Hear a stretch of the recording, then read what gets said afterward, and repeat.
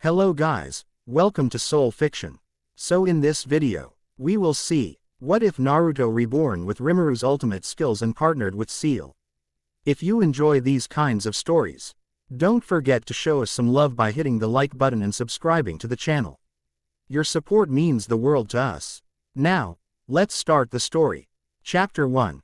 A Sky Rewritten. The rain eased at sunrise and left Konoha bright with slick edges. Rooftops wore beads of water and the air smelled like stone and broth from a shop already heating miso for the breakfast rush. Naruto stood barefoot on one of those rooftops with his hands open, letting the last drops slide from his fingers. His breath came easy. The village's heartbeat pulsed through gutters and alleyways, and he felt it the way you feel your own pulse in your wrist. A voice touched the inside of his mind. Clean, dry, utterly certain. Vitals stable. Cognitive load within optimal. Welcome back. He grinned without meaning to. Miss me. A measurable interval of absence was recorded. Emotional inference. Yes. Naruto rolled his shoulders once and the world clicked. Colors had weight. Pressure had directions.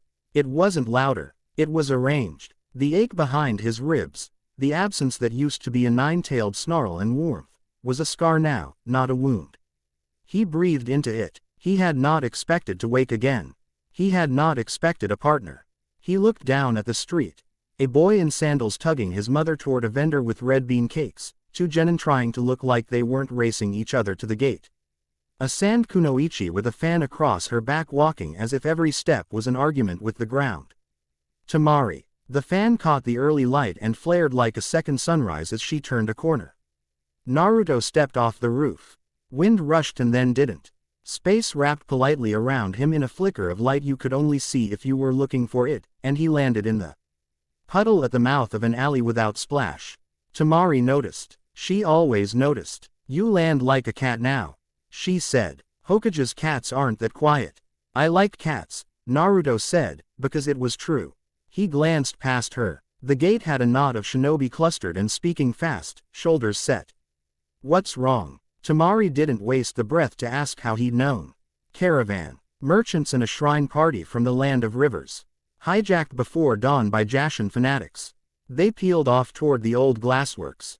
They took a kid. Red hair. The words hit Naruto in the center of his chest like a hand pressed there to make sure he was real. He nodded. Uzumaki. Looks like, Temari said. We don't have time to make friends about it. Recommendation. Ciel said inside, which was not an order, ever, but a clear shape in his mind. Acquire high-resolution mapping, pattern the interior.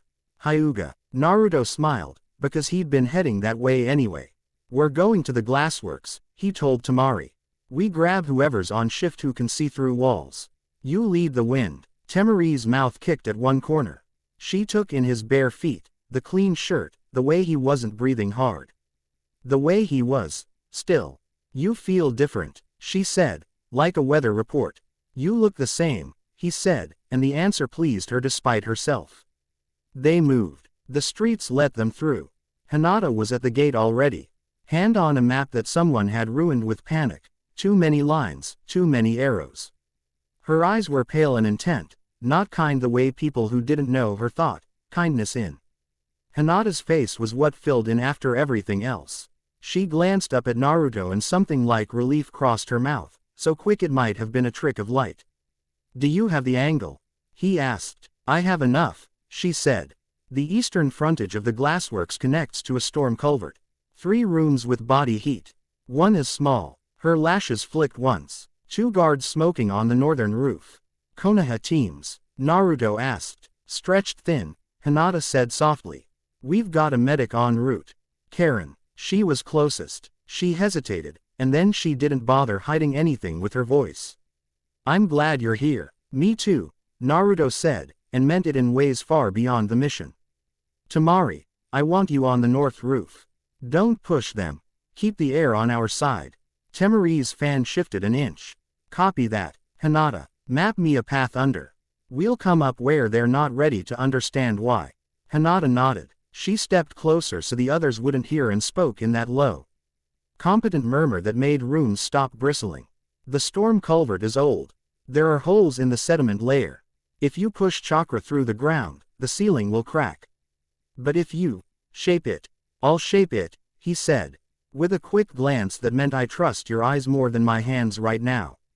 Her mouth tilted just enough to be a promise.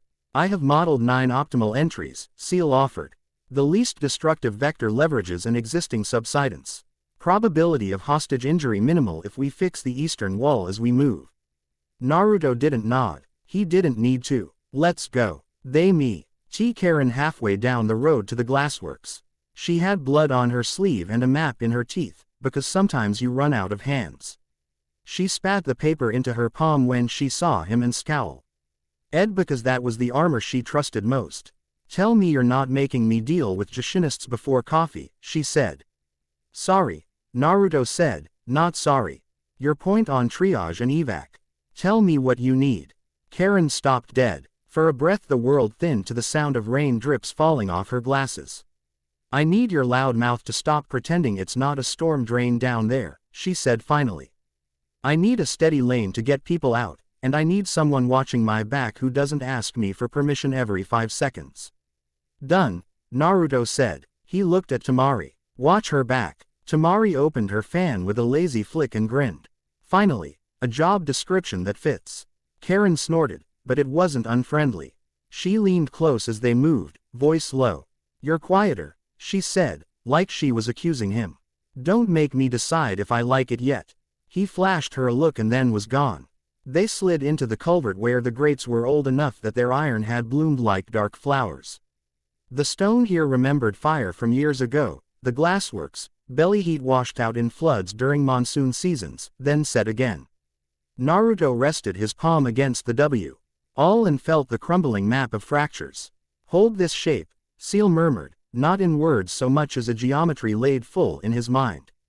Remove that. Replace the lost support with a temporary lattice. Naruto breathed and let his chakra answer. The light that came wasn't visible as light. It was a loosening of pressure, then affirming.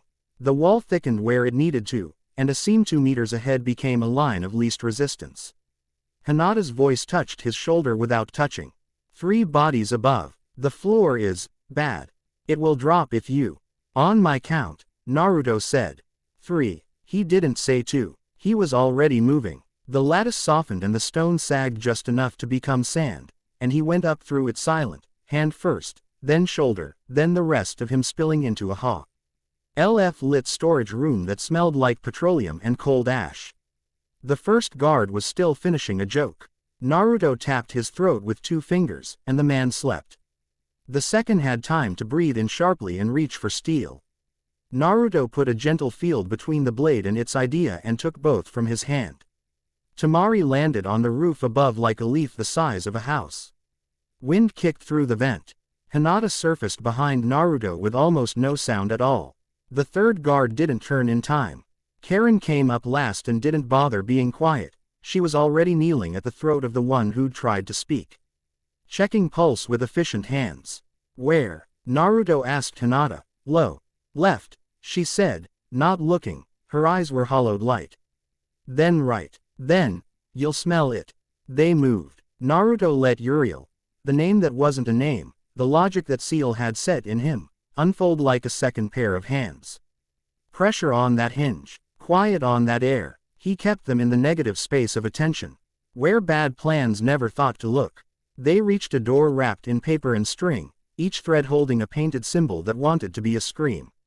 It reminded Naruto of a fox's breath caught in glass, which meant nothing and everything. He felt his mouth shape to a curse and relaxed it by force. Allow me, Ciel said, so gentle he could have laughed. Remove the trigger entirely. Naruto inhaled and then changed the shape of his wanting. The symbols didn't flare or fail. They unhooked from reality the way a knot slips when you realize it was never tight, it only looked it. Threads went slack. The smell Hinata had promised hit them then. Salt and old blood and incense, all soured by fear. There were 7 in the room. 2 with knives. 1 with hands like he'd never stopped praying even while he held a child. The rest looked like people at the end of a rope pretending it was a road. The child had red hair, bright even in bad light. She was so young it made Naruto's stomach go cold. She took in the adults like she'd already decided who would live and who wouldn't because that's what being taken had made her be, and that was not acceptable. Naruto, Temari breathed from the vent overhead. The fan a shadow on shadow. She didn't ask if she could cut. She could cut anything. She was waiting for him not because she needed him, but because they were doing this together. Naruto stepped into the doorway with open hands and no weapon showing. He'd learned that you bring a weapon and the room makes space for it. You bring your breathing and sometimes the room remembers it has lungs too. We're not here to hurt you, he said softly. The man with the praying hands laughed. It was ugly. You're late, he said. We're all hurt already. Let the girl go, Naruto said. And you can walk away. We're not walking anywhere, another said, and smiled as if that was something you could be proud of. His smile looked borrowed. We're leaving this soil. We're not asking your permission, Konoha boy. The child didn't look at Naruto. She looked at Hinata standing just behind him, and her fingers twitched like she'd seen Hinata's eyes before and decided they were a kind of salvation. Naruto made a tiny motion with his head. Hinata's voice came soft and low and slightly amused the way she sounded when she was at her surest. What's your name? The girl took a breath and didn't give it away. Smart. Hinata gave her one first. I'm Hinata, she said. That's Naruto. The man with praying hands fumbled the hilt against the girl's throat. His knuckles were so white Naruto could see the blood refusing to be there. The activation matrix sits under the man's sternum, Ciel said, a clinical whisper. It will use his death to force ignition. He will force his death at perceived intervention. We can prevent it by removing the matrix. Naruto nodded a fraction of an inch. To himself, to Ciel, to the version of this moment where he chose someone else and the room burned for it. He let his focus widen until the knife was unimportant. The man's breath was important. The little hitch, the way fear moved. The way the children had been taught to place their weight. Hey, Naruto said, because sometimes the oldest words are the door. Look at me. The man didn't want to. He did. I'm not here to take your god from you, Naruto said simply.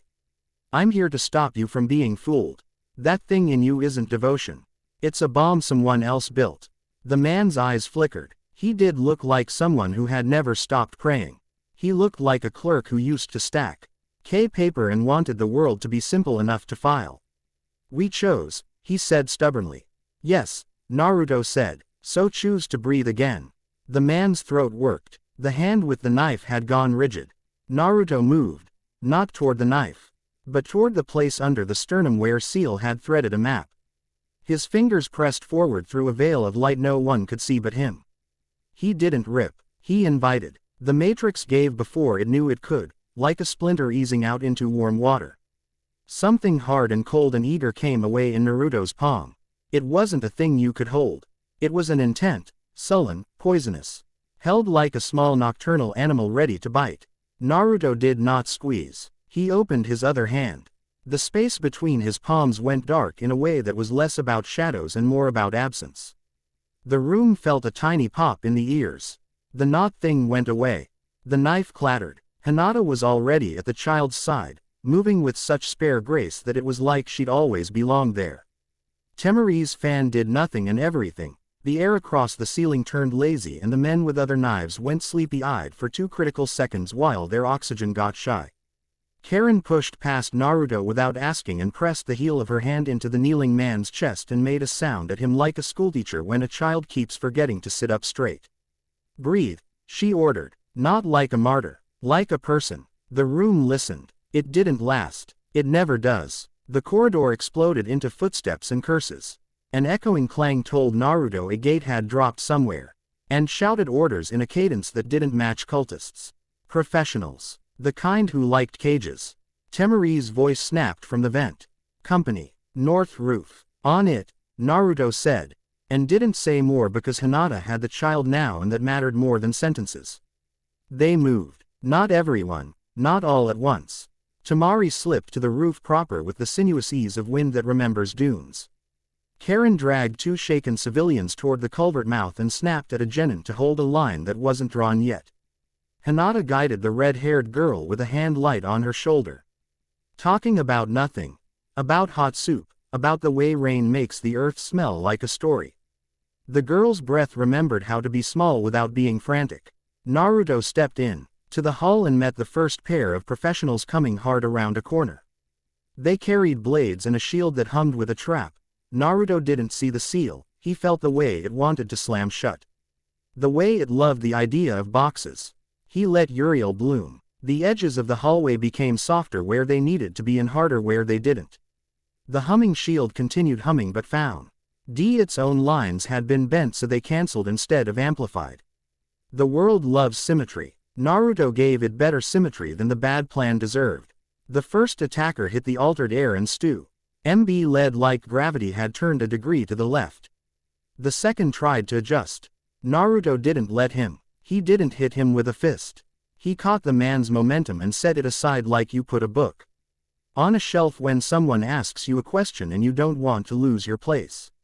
The corridor was loud. It went quiet all at once. The three new arrivals at the hall's far end were not cultists. Their armor didn't match Jashin aesthetics. Their seals were crisp and impersonal. One of them carried a tube across his back that wanted to be a spear and a law at the same time. Tamari hissed softly in his ear from above. Those aren't locals. Their latticework resonates with the same class of patterns as the item you consumed moments ago, Ciel said. Non-cult origin. High probability of state actor. Data insufficient. Recommend extraction. Hinata. Naruto called, without looking. Status. 2 out, she said. I have her. Karen's moving 3. We need another lane. Ciel. Naruto said, inside. Bend the street, she answered. He didn't argue. He shoved the last of the hallway's cheap light aside, let his chakra slide down into the old maps of the glassworks, and pushed until the ground blocks away remembered it used to be a river. Streets are agreements more than things. He renegotiated one. Move, he called, and Karen didn't bother telling him she already was. She was in motion before he'd said it, dragging 2 with one hand while the third clung to her jacket and cursed like a sailor in a temple. The not-cult professionals edged forward, trying to read him. Reading him was a mistake. He didn't stand still enough to have words on him. The one with the tube reached back and the tube decided to unfold and become angles braided with paper. Naruto felt his teeth hurt at the frequency. Temari's fan was a blur above him and wind hit the man's face like a hand that disliked him. It wasn't enough. Naruto stepped in and put a shell around the tube, not a cage that crushed, a mouth that asked it to speak somewhere else. Sound bent. The tube thought it had thrown itself. It found out it had filled the alley behind them with harmless light. Someone on the other end of a radio somewhere swore. Naruto's smile was fast and not kind.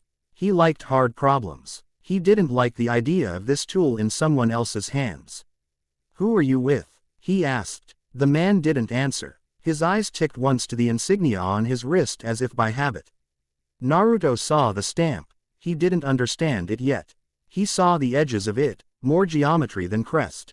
Saved it like a seed in his mouth. Don't care, Tamari said crisply. They don't get a second try. Agreed, Naruto said, and took one clean step forward into the space where the man would have been able to plant his feet and didn't let him plant them. He met the next blow like a thought you've already had and left his hand open as it passed.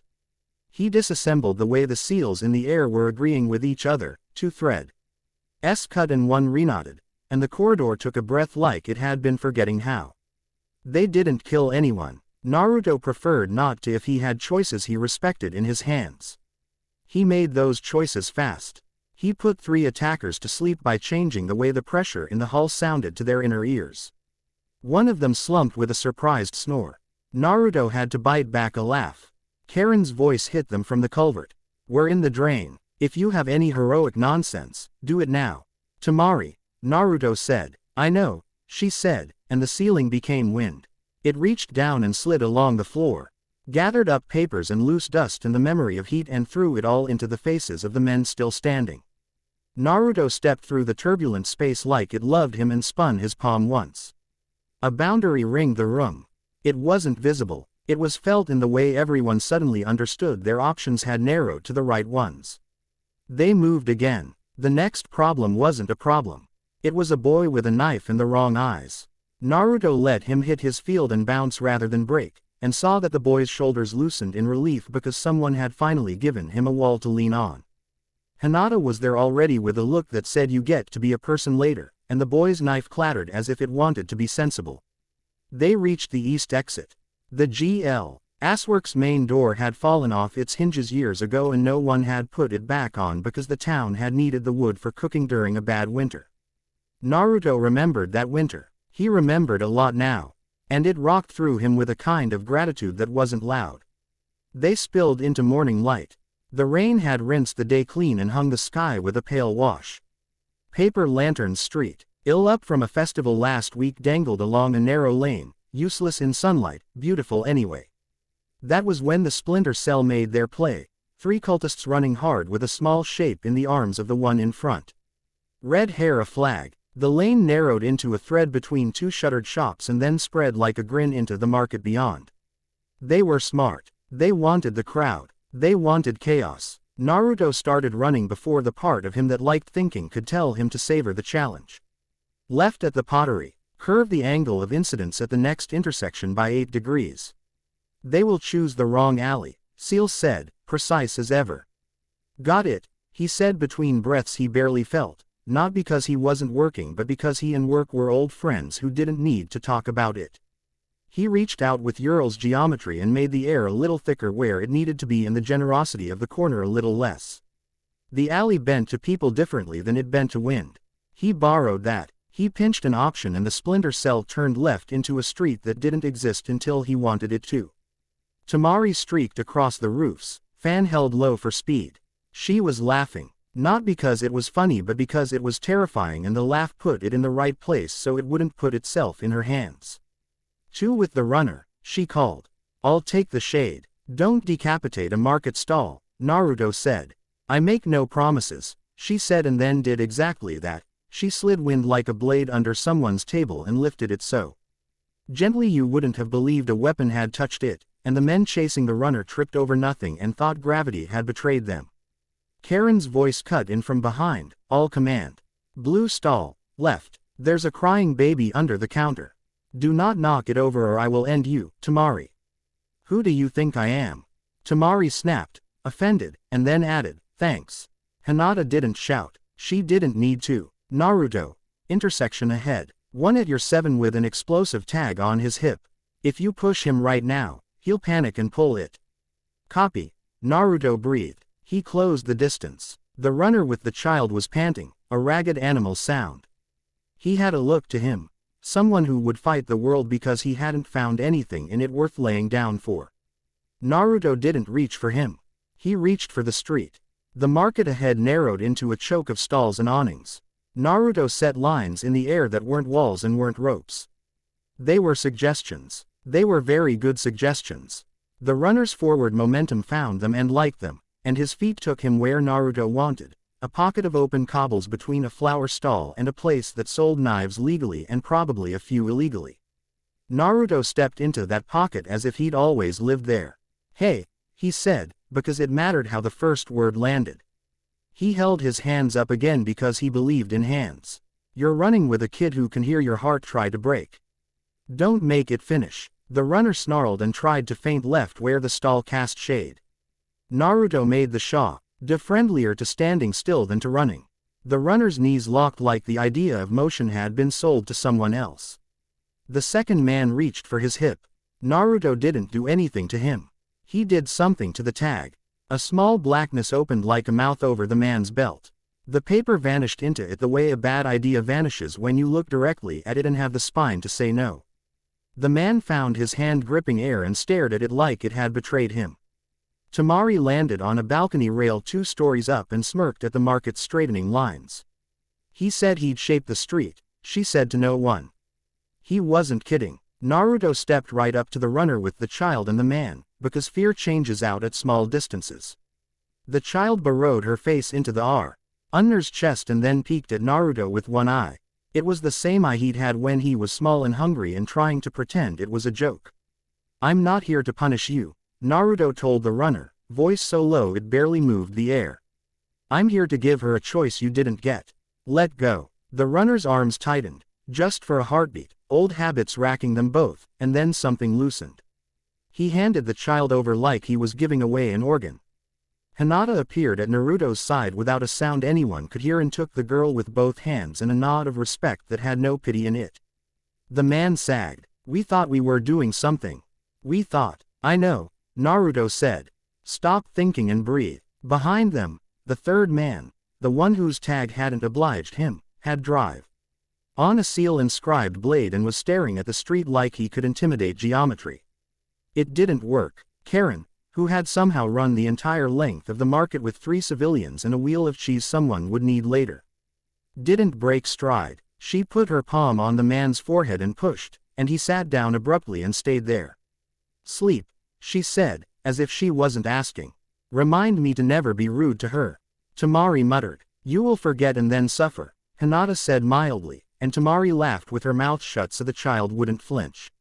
The market began to offer tea. Hem noise again. Vendors complaining and then stopping because they saw the red hair. Someone asking if they should call for the Hokage, someone else already running. Naruto gave them a hand signal. Tea meant don't cluster, and the crowd took it, grateful to be told how to be useful. He had almost enough time to feel something like relief. A shadow peeled itself from the wall of a farther alley as if no one had been watching it. Because no one had. The man who stepped forward wore the same crisp insignia as the professionals inside, but he carried himself like a priest. His eyes were calm in a way that made Naruto's skin crawl. Not because calm is wrong, but because it was the wrong kind of calm. The man smiled politely. He did not show teeth. You work fast, he said. His voice was precise. We've been curious. Get in line, Naruto said. The man touched his wrist and the insignia pulsed. It wasn't chakra. Not exactly. It was the idea of a contract. Something in the air paid attention, as if it had been waiting for this clause. Demonstration, the man said, not to Naruto, but to whatever the insignia was connected to. He lifted a compact packet from his belt, a layered seal that looked like a flower pressed between pages, and snapped it open. The market changed temperature. Paper lanterns looking harmless a moment ago trembled, as if the air around their strings had found new work. The seal wasn't Jashinist. Naruto knew Jashin. Jashin took, and bled, and laughed too loudly in the wrong places. This seal, audited. Bad law, Ciel said. Self-fulfilling. It punishes what it defines by arranging the definition first. If it lands, it will make you the thing it knows how to bind. Cute, Naruto said aloud, and flicked his palm open. Beelzebub, if you wanted to name it, if you want. To put a sound on the curve of a function and pretend that made it small, isn't a mouth. It's a choice. The seal's leading edge hit that choice and found itself invited to a place where it no longer had jurisdiction. It tried to author the room. Naruto forgot it existed with such ferocious kindness that the seal lost its confidence and collapsed into a handful of thin, embarrassed threads. He too, those threads and put them where they couldn't hurt anyone anymore. The man didn't flinch. He watched. That was dangerous. Naruto disliked cleverness that came with clean hands, but he recognized the mirror. And decided to create a different kind of reflection. You are using government toys in a civilian market, Naruto said. You want to explain that? We're auditing irregularities, the man said, as if that was the opposite of an answer. This town has produced one for a long time. Temari did not like his smile. No one did. Hinata shifted the child subtly so she could move both quickly and safely if she needed to. Karen, who had run out of patience sometime before sunrise most days, shoved 2 fingers into her hair to push it back and said to Naruto out of the side of her mouth, "Please. Ace, tell me you're not going to be polite much longer." The man lifted another seal between 2 fingers, showing it like a badge. Up close, Naruto saw the tiny crisp stamp at its heart, more geometry than seal. It felt lawful the way arithmetic feels lawful. It also felt wrong here. Fragment matches 91% with patterns from the earlier item, Ciel said. Classification hypothesis. Division 0. Subunit. Deicide. Naruto held the man's gaze. You ever think about why you named yourselves that? He asked. Names are for clarity, the man said, expression never changing. We prevent deification. Containment is clarity. Contain yourself. Temari snapped, and the fan at her back shifted like a living thing. The man flicked the second seal into the air. A lattice unfolded above the market, thin line. That learned the shape of the space faster than the eye could. They weren't trying to crush. They were trying to define. They were saying, in this square, this is true about you. In that circle, that is true. Too neat, too sure. Naruto didn't break it, he fixed it. He looked at its math and felt where it was wrong, not in intention but in idea, and he added the missing terms. The lattice closed ITSELF in a way its maker had not considered. Closed things can be safe. They can also be final in all the ways their authors didn't want. The market sighed as if someone had cut off a tedious speech. And the lattice went harmless and fell like glitter no one would admit to having made. Go home, Naruto said. You're under audit, the man said calmly. You will come with us. Karen snorted. He's going to be so disappointed in his audit. The man nodded as if he'd expected this, which Naruto didn't like. Then he did something Naruto liked even less. He didn't move. The air moved for him. For a fraction of a heartbeat Naruto thought he saw someone else's hand on the edges of the scene, something that appreciated the man's desire for order and found it delicious. It was cold. It wasn't here, not yet. But it knew how to find here. Given an open door, the seal on the man's wrist pulsed again, a faint second heartbeat. Third actor, Ciel said. Non-local. Do not escalate on that axis in a market with a child in Hinata's arms. I wasn't planning to, Naruto murmured, and lifted his hand palm up. A field tightened. It wasn't visible. People stopped wanting to be inside the square where the man stood. They made choices that put them elsewhere without understanding why. The man stood alone in a space that refused to ratify his definitions. Walk away, Naruto said. Noted, the man said, which was not walking. His eyes lingered on Naruto a shade too long, like he was memorizing something that wasn't a face. We'll speak again. He faded in the way men with bad contracts fade, stepping Ida ways into some bureaucratic space that had rented a corner of reality. Naruto tried to track the signature. It wasn't a seal nexus he knew. It wasn't a teleport. It was a file being closed with Uber stamp by a hand that didn't live here. The market resumed its noise in a rush, as if the air had let them have their voices back. People began to ask if they could help again, and this time the help landed in useful places: water, blankets, a cart dragged over to carry an older man with a sprained ankle. Naruto directed it with 2 fingers and a look, and the square obeyed without anyone feeling bossed. Karen herded the last civilian out of the danger zone and then planted her hands on her hips and glared at Naruto like scolding him was good for her heart. Next time you tell me to watch my back, I want a bonus. I'll get you a donut, Tamari offered. Karen considered. 2. Done, Naruto said, because you respect effort. Hinata stood close. The red-haired girl, Sumi, she said after a long pause. Like she wasn't sure she owned the name yet, sleeping against her shoulder now, small and heavy the way safe things get. Hinata's eyes were as pale as always and warmer than anything. That seal, she said quietly. It didn't feel like Jashin.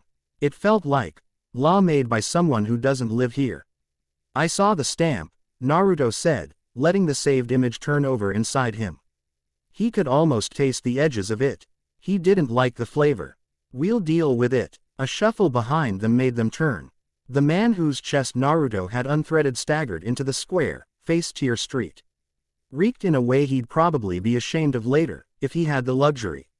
He looked at Naruto like a drowning man looks at breath. I didn't know, he said. We thought. I know, Naruto said. He didn't make it easy for the man. He didn't make it hard.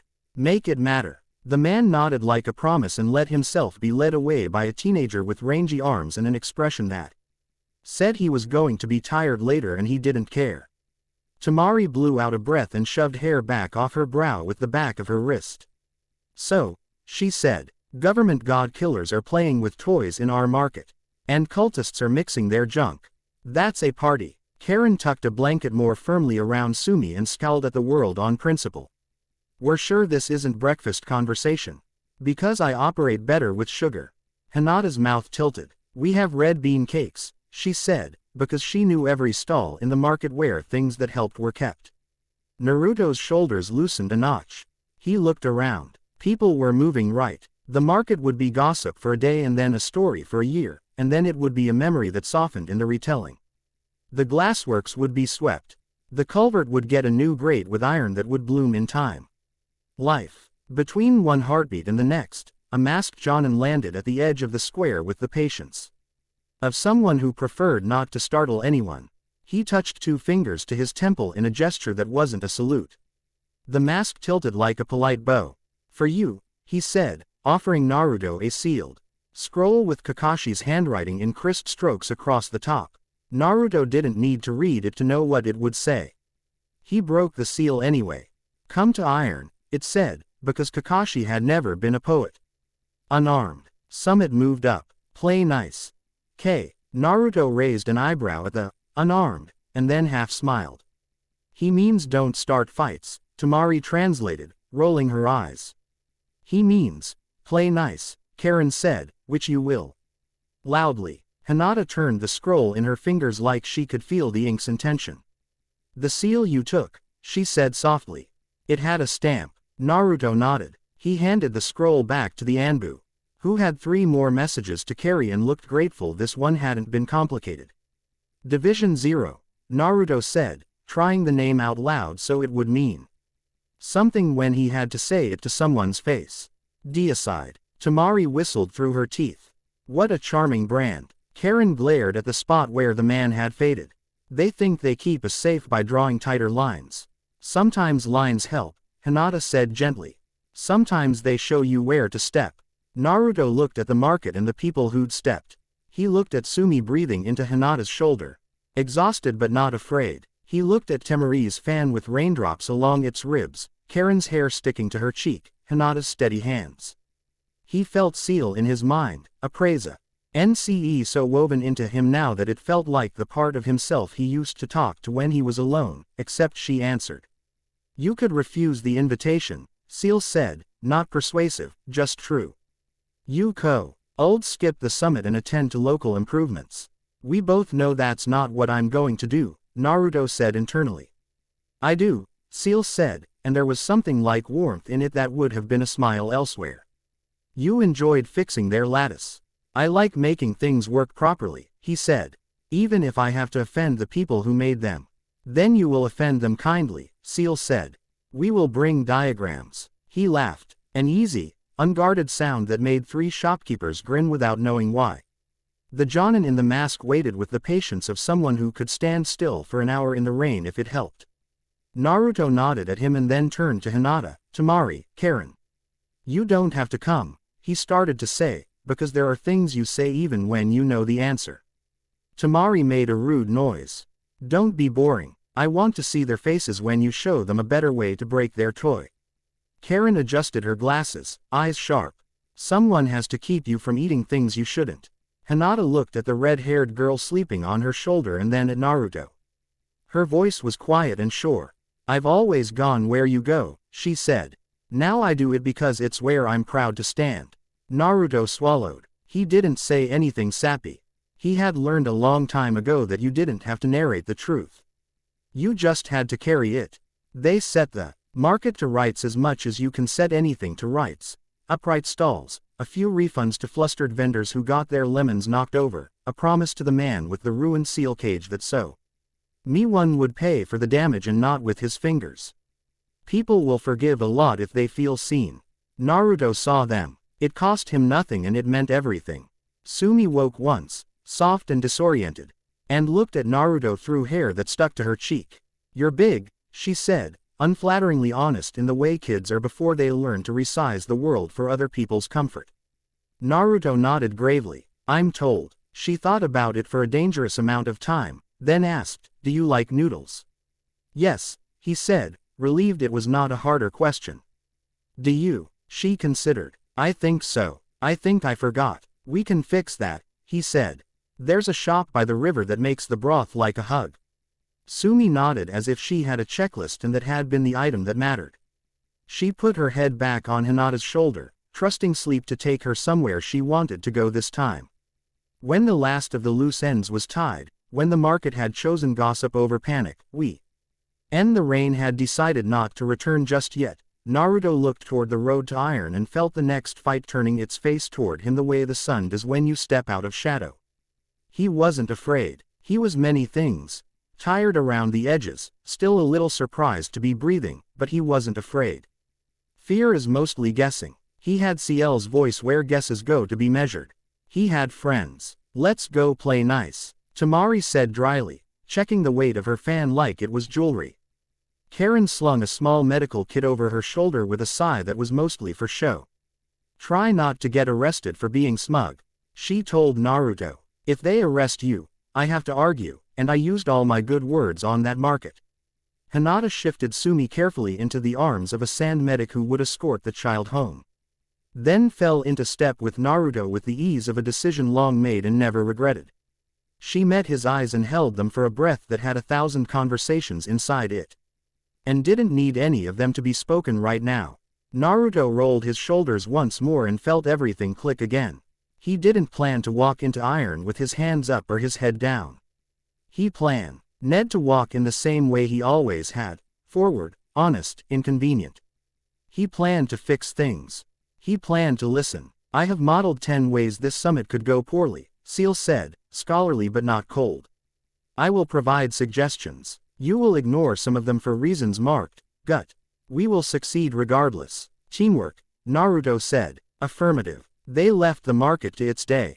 The lanterns above the lane stirred once, as if remembering the wind that hadn't destroyed them. The village lifted its head and got on with living. Naruto took the first step onto the road to iron and the Rai.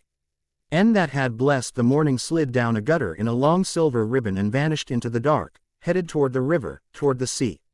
He thought, suddenly, of the man with the praying hands the sound of Temari's laugh when she was trying to hide that she cared, of Karen's glare softening when she saw the baby, of Hinata's mouth when she said I've always gone where you go. The world was big enough for those sounds. He would not let anyone make it smaller.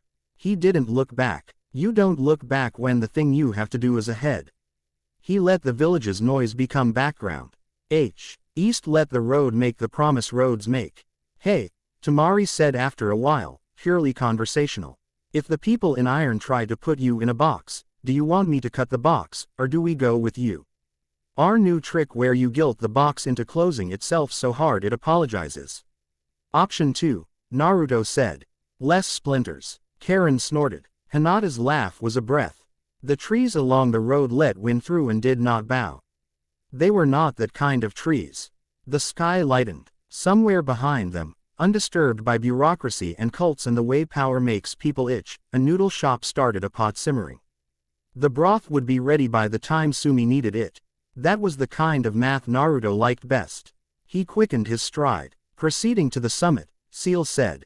Her voice was steady in his head. A North Star that was never smug about being right. We will be polite. We will be dangerous. We will be us. Good plan, he said. It was. Chapter 1 end. Chapter 2. The Deicide Accord. The border of iron was a line drawn with winter. Trees wore frost from their ankles up. The road thinned until it was little more than packed snow with a long memory of footprints. Tamari kept her fan partia LLY open to cut a path for them. Wind nibbled away at the drifts, just enough to keep the pace. Karen wrapped her hands in a scarf and announced every 10 minutes that she hated climates without mercy. Hinata walked beside Naruto with her hood up, eyes steady on the white-blue world. When the wind came hard and low, she leaned into it like someone leaning into a friend. Naruto didn't feel the cold the way he used to, it found him. Tested the edges of his calm, and decided to bite someone else. 2 observers, Ciel murmured, a quiet in his head like breath in a library.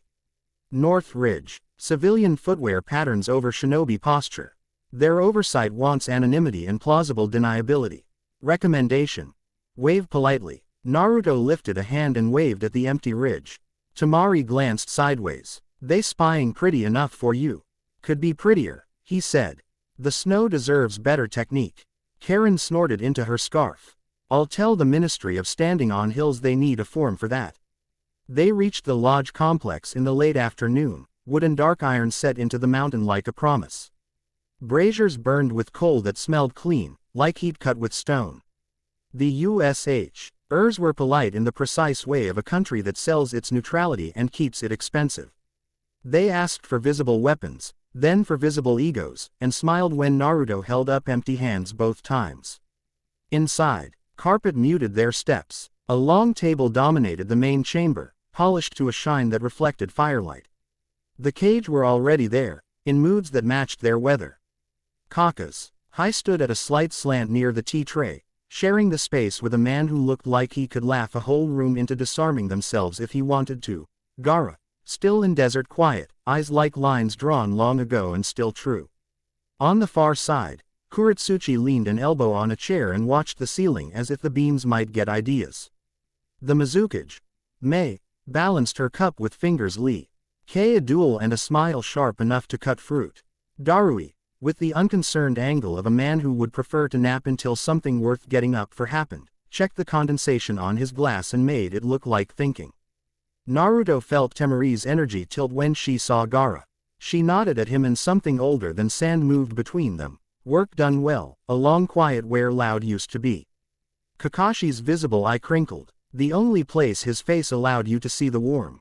You made good time, he said. And didn't kill anybody on the road. That's a record. We did buy a woman's last red bean cake, Karen said. I consider that a war crime. Kakashi looked past Naruto at Hinata. Hyuga, he said, the way you say the name of a technique you respect. Hinata bowed with the ease someone who didn't get smaller to make room for someone else. Hokage. Tea. Kakashi asked Naruto. Yes, Naruto said, because starting with heat you can drink is always good practice. They were halfway through the first cup when the door at the far end opened and the air made space for a new presence without needing the door to spread wider. She didn't crowd the room. She made the room notice. It had been standing with its shoulders up and taught it how to drop them without relaxing. Commander Reina Kurogiri, the usher announced, which would have been redundant if you were paying attention.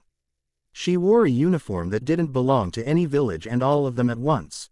Dark fabric with the sheen of fine steel, a small sigil on the wrist composed of precise geometry instead of crest. Her hair was black and short. The way she held her mouth said she was used to giving hard news and keeping people. She glanced around once and her eyes caught Naruto's as if by accident, then stayed as they'd found proof that there are no accidents. Naruto, she corrected smoothly, as if she'd already done the work to understand which name honored who he had been and who he was now. Thank you for coming. I like being invited to my own audit, Naruto said. Temari coughed into her hand. Karen rolled her eyes so hard you could have leveraged a pulley system off them. Hinata's mouth warmed. Reina took her place at the open end of the table like the room had grown it for her. She accepted tea from the attendant with a small nod and didn't drink yet. Division 0. Deicide is charged WITH preventing apotheosis in all its forms, she said, not unkindly. It sounded like she was reciting the simplest way to tell you you're bleeding without wasting time saying the word blood. We exist because the world asked for us. We aren't here to pick fights for sport. Darui yawned with subtlety, which meant he wanted her to know he was listening. Usually that last line comes after the first, Commander. Reina didn't take offense. Usually the first fights find us before we get the chance, she said, turning her palm up. A bureaucrat's surrender that meant give me your compliance and I will give you safety or die trying. She placed a slim folder on the table and slid it toward Kakashi with her index finger. We observed irregularities in Konoha's core last week. Culling those irregular itties from a cult cell in your own market today was not ideal. Kakashi lifted the folder and did not open it yet. We keep a messy house on purpose so your broom doesn't erase the wrong pattern. Mei sipped and smiled. What a charming metaphor for politics. Reina gave a quick, real smile and it changed her face from authority to person. If this is a house, she said, you've put a sun in a room with a low ceiling. It is going to scorch the beams. She turned her eyes back to Naruto. I've seen what happens when you choose wrongly about people like you. I don't want to make those mistakes again. It wasn't a threat, it was a truth with an edge. Naruto found himself liking her, which was inconvenient. What do you want? He asked. Custody for calibration and risk bounding, she said. Short, clean. You come with us. We test. We define. We return you with constraints that keep the world from burning you by accident or intention. Temari made a small noise that had to mean 5 different things in the range between laughter and violence. Kuretsuchi, who had been watching the beams like they might fall in just to aggravate her, brought her eyes down. "And if the world rejects your definitions?" she asked, voice wonderful with rock-stubborn irony. "Do you calibrate harder?" "We iterate," Reina said simply. "We learn." Karen leaned her elbows on the back of a chair and even her elbows were skeptical. "And who watches the watchers? Don't tell me you audit yourselves. Everyone knows self-evaluations are where cowards hide." Reina looked at Karen with a softness that wasn't pity. "We do the best we know and we fail anyway. I'm not immune. That's why I'd like you all in the room when we define our next failures." Naruto rested his fingertips on the tabletop and felt the grain follow the length of his hand. Parties always got worse when the furniture learned people's names. "Field test," he said, and the murmurs around the table quieted because the thing about Naruto's voice now was that it didn't have to get loud to move a room. "You want to calibrate? Let's do it where it matters. You bring your best problem. I'll bring mine. We solve it together, and if I make it worse, I'll go quietly." Kakashi's eyebrow climbed, which was interesting given the mask. Gaara didn't blink and that was approval in his language. Mei's smile got sharper. Darui stopped pretending to be bored and just watched. Which meant he liked the stakes. Reina studied him like a mathematician deciding which term to drop. "You want to be defined by what you do," she said. "Not what we think you could do." "That's how I define other people," Naruto said. He didn't add "that's how I define myself." The room didn't deserve that yet. Reina nodded once, and something like relief made the skin around her eyes change temperature. "We can work with that," she said. "If." The first warning came as a shift in air pressure that set the flames in the braziers to a thoughtful lean. Hinata's eyes went distant and glass clear. Temari half turned, "Fan up." Kuretsuchi swore in a dialect of Earth country that sounded like rocks making bad decisions. Outside, the courtyard's snow lifted and then fell as if it had been asked, kindly and firmly, to reconsider its location. An array flowered. No, that was the wrong word, it rotated open like a lens. Thin pylons slid up from beneath the packed ground, clean and very quiet. Lines knit between them, invisible at first, then visible where the snow caught on their edges as if the air had become wire. Hinata's breath fogged once. "They locked the place," she said. Conversational for everyone else, violent for those who knew her. Reina's chair scraped backwards. "Who authorized?" she began, and then bit it off and touched her wrist sigil. Her face didn't change, her pulse did. "Stand down," she said into the little geometry that listened. "This is a diplomacy space. You will." She paused, the thin kind of pause where the next words will hurt. Patch received. Override rejected. The lodge doors slammed. Paper screens shivered as if a wind had found them that was not wind. The braziers, flames elongated and then thinned like a candle begging for a bell jar. "Sun-eating lattice," Temari said dryly, which was the sort of nickname only someone in Deicide would have given a thing. They were poets of prevention.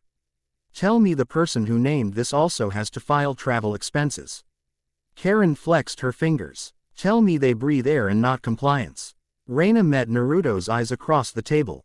This time there wasn't time for nuance or careful faces. There was just command stripped down to bone. "Do not escalate," she said, and somehow made "please" fit in the tiny space after.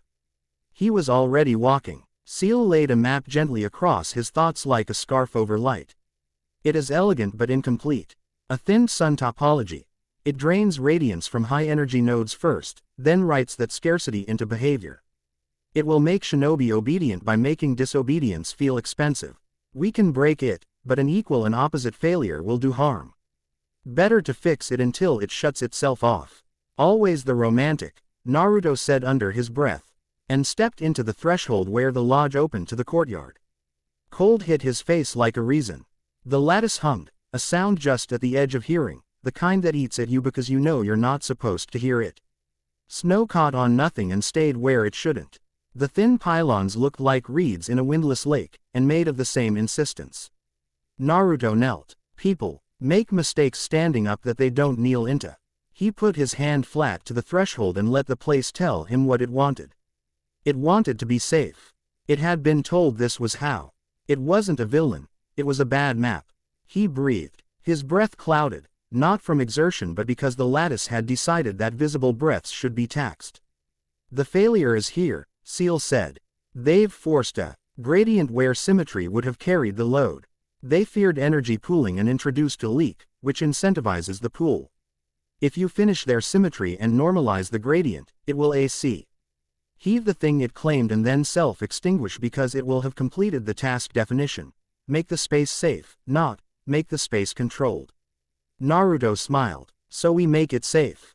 He lifted his palm and drew nothing in the air, and nothing arranged itself along his fingers like thread you could only see if you wanted life to hold together very badly. The pylon nearest him registered the change with a microscopic shiver. Its neighbors relaxed by a degree you couldn't measure with a tool, only with a body that remembered coercion. The snow under the lattice stopped trying to leap and settled. Like a dog deciding the floor was good enough. The humming shifted down to a sweet whistle, almost bashful. Naruto stepped forward once and set another seam, and the whole thing, beautiful, petty, painstaking, clicked into coherence. The lattice dreamed of the function it had promised. It set a bubble over the lodge. It called it safety. And then, because safety had been achieved, it executed its own terminate clause and folded like paper, tucked itself back into the earth, and went to sleep. The light went back to having direction. People remembered that their bodies belonged to them. Temari exhaled and made it rude on purpose. Hinata closed her eyes once and then opened them like she'd ironed the smallest wrinkle out of the room. Reina came to stand beside Naruto at the thresh. Old and looked down at the place where the lattice had been. Something like apology moved under her stillness. You weren't supposed to have to fix our toys, she said. I like finishing other people's sentences, Naruto said. Next time, write a better one. Reina huffed a sound you could have mistaken for a cough if you were not paying attention. I will. She stopped again, listening to the geometry at her wrist. Her mouth tightening. It was a splinter unit, she said, voice going flat to make it not shake. An internal contingency group. Their doctrine is aggressive. Someone under UJ. Us tried to put an iron collar on a room with 5 cage in it, Kuretsuchi said, coming to the threshold with her hands in her pockets like the weather couldn't be bothered to wet them. That's not aggressive. That's stupid. Reina didn't argue. I'll handle it, she said, which, for some people, would be a platitude. Naruto believed her. A junior deicide officer skidded into the courtyard from the far gate. Boots leaving a scrawl in the snow. He saw the pylon sleeping and tried, very hard, not to look like he was still moving at the speed of panic. He bowed, careful of rank, careful of the eyes on him. Commander, he said, and swallowed. A prototype unit went live. It's not connected to the lattice. There's a misfire.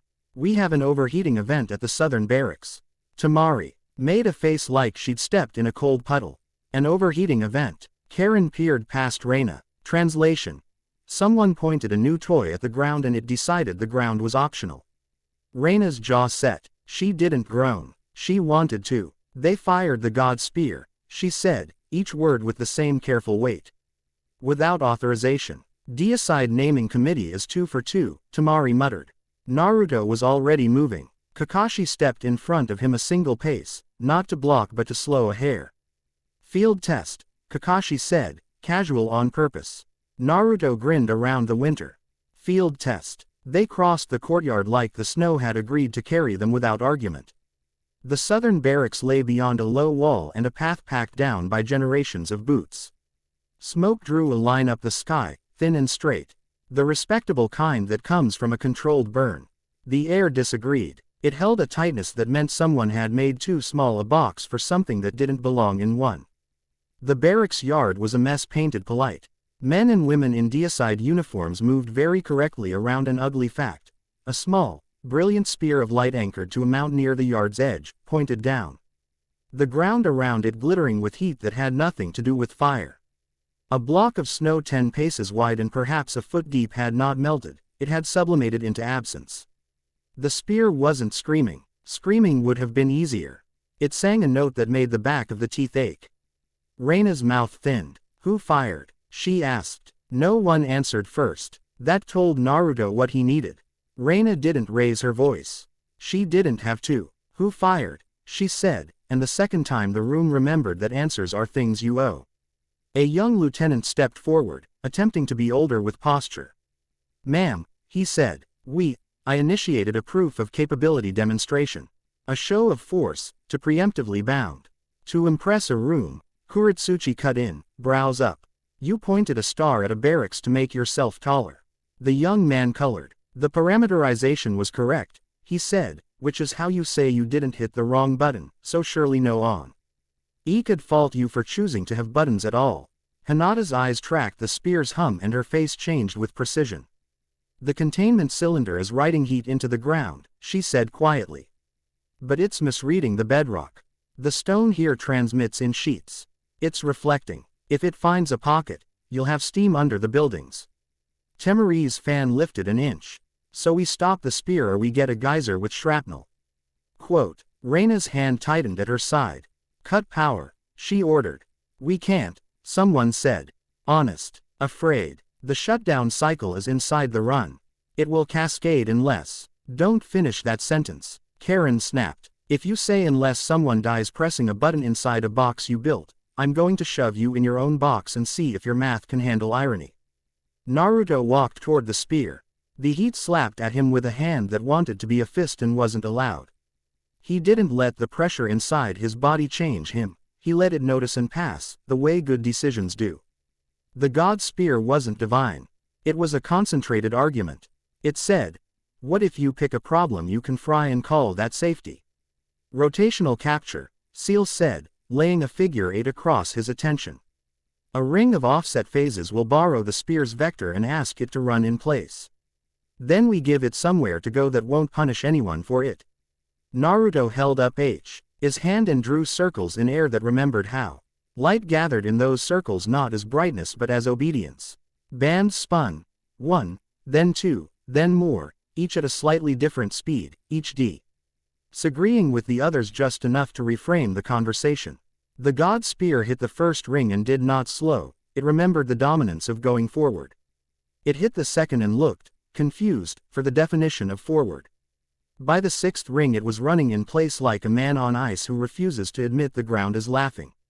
The barracks breathed. It wasn't a sound, it was pressure sing as if a timeline had been put down where the end wasn't someone's body. Naruto turned his palm, very gently, and the spinning rings drifted, carrying the trapped energy like a basket carries fruit. If the fruit could argue about being picked. He lifted it, step by careful step, up above the mount, above the yard, above the barracks roofs, to where the air was clearer and the sky had more room. "Where?" Temari asked, awe tucked under irony. "Lake, space, my brother's office, hospital," Naruto said simply. "They told me the grid is old." Reina blinked like air had just hit places she hadn't opened in a while. "You're going to give it a job," Naruto said. He let the rings tilt until the god spear's insistence found a new vector. He had already shaped a gentle mouth at the hospital's roofline, metal and wire and a logic of needs.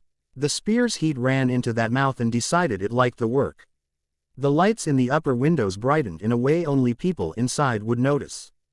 Generators sighed as if someone had taken a weight off their backs. Somewhere in a ward, a nurse looked up at a monitor that had been temperamental for a month and said, "Oh," softly, because it was behaving like it used to. The rings dimmed, their job done without applause, and dissolved into the sky like responsible workers clocking out and going home. Silence held, then broke. Curses, relief, commands. Someone sat down hard and remembered to breathe. The young lieutenant who had fired the spear looked like a person who had just learned what his bones were for. He turned toward Reina, came to attention, and started a confession he believed in because he had never needed mercy very badly. Reina raised a hand. "Later," she said. It wasn't forgiveness. It was triage. She looked at Naruto across the suddenly human yard. "Thank you," she said. "The kind that isn't habit, but choice." Naruto shrugged one shoulder. "Don't point it at people," he said. "Point it at what people need." Kuretsuchi chuffed, pleased and trying not to show it. "We're keeping him," she told Kakashi over her shoulder as if the decision had been made at a neighborhood potluck. "I was used to difficult houseguests." Kakashi gave half a nod, which was full authority in his language. "You can borrow him," he said. "Return in working order." Reina didn't smile. She wasn't in that place yet. She took a step closer to Naruto and stood in the ring shadow of where the energy had run. I still want the test, she said, quiet, because quiet is where hard choices sit. Not in a lab, out where it matters. You'll have my best team and my most painful data. You'll have my mistakes, too. Naruto studied her face. Her calm wasn't the bad kind. It had been paid for with knights and collateral. He recognized what a person looks like when they have gone too long believing their own spine is the only bridge across a river. I don't want you to like me, he said. I want you to trust the part of me that makes your job smaller. Reina's throat moved. A little color came into her face that wasn't the cold. You pick an exhausting kind of ally, she said. Fine. Limited coordination. My house, your eyes. We bleed together where necessary. Deal, Naruto said. He didn't offer a hand. He let the word be the contact. Reina nodded. Once, a soldier. Around them, deicide officers rolled cables and soothed the mount, which had not meant to get involved. It was just a device, the way sometimes people pretend not to be. Temari drifted up beside Naruto, the fan now closed and slung against her back, resigned to diplomacy. I saw your trick with the rings, she said, easy as banter. I'm stealing it for when Gaara is being noble and boring. Permission granted, Naruto said. Find a way to make it loud. Please, Temari said, offended. I was born loud. Hinata came up on his other side, the square of her shoulders telling Naruto she had been counting the people whose fear had tipped into anger and back. The hospital lights stabilized, she said softly, because she knew his eyes were on the yard. They'll notice when they don't have to notice anymore. Naruto let some of the tension leave his jaw. Good. In gave him a look that wasn't impressed so much as approving. If you're going to keep sucking up catastrophes, I'm going to need more gauze. She jerked her chin at the young lieutenant, who had gone a pale shade of remorse. And you're going to volunteer for latrine purification for a month. He blinked. That's not. You're going to do it, Reina said, not looking at him. And you're going to thank her for the suggestion. And you're going to write up your mistake with enough detail that your worst enemy could use it against you and your best friend could prevent it. Yes, ma'am, he said, and looked at Karen like she was an unkind saint. Karen accepted the new cleric with grace. They returned to the lodge in a cluster that had changed without changing. Doors opened for them out of habit and then stayed open because they'd earned it. The main chamber held heat with the eagerness of rooms that were built to make conversation feel like safety. Tea had been refreshed. Neutrality means knowing when to pour without asking. They didn't sit formally this time. Hinges creaked like old questions being allowed to rest. Kuretsuchi took a position near Naruto as if she owned the floor. Boards and would be invoicing them later. She set her gloves on the table and smoothed them with both hands. I'm acting liaison, she said, and preempted the objections with an expression that had Istered 6 ambassadors and a priest earlier in her career. I was interests are best served if I keep an eye on the idiot who fixed your lattice and turned your spear into a generator. Reina opened her mouth. Kuretsuchi lifted one finger. Don't argue. Your men are going to be filing a report until their grandchildren are tired. You need me here so you can go deal with your house.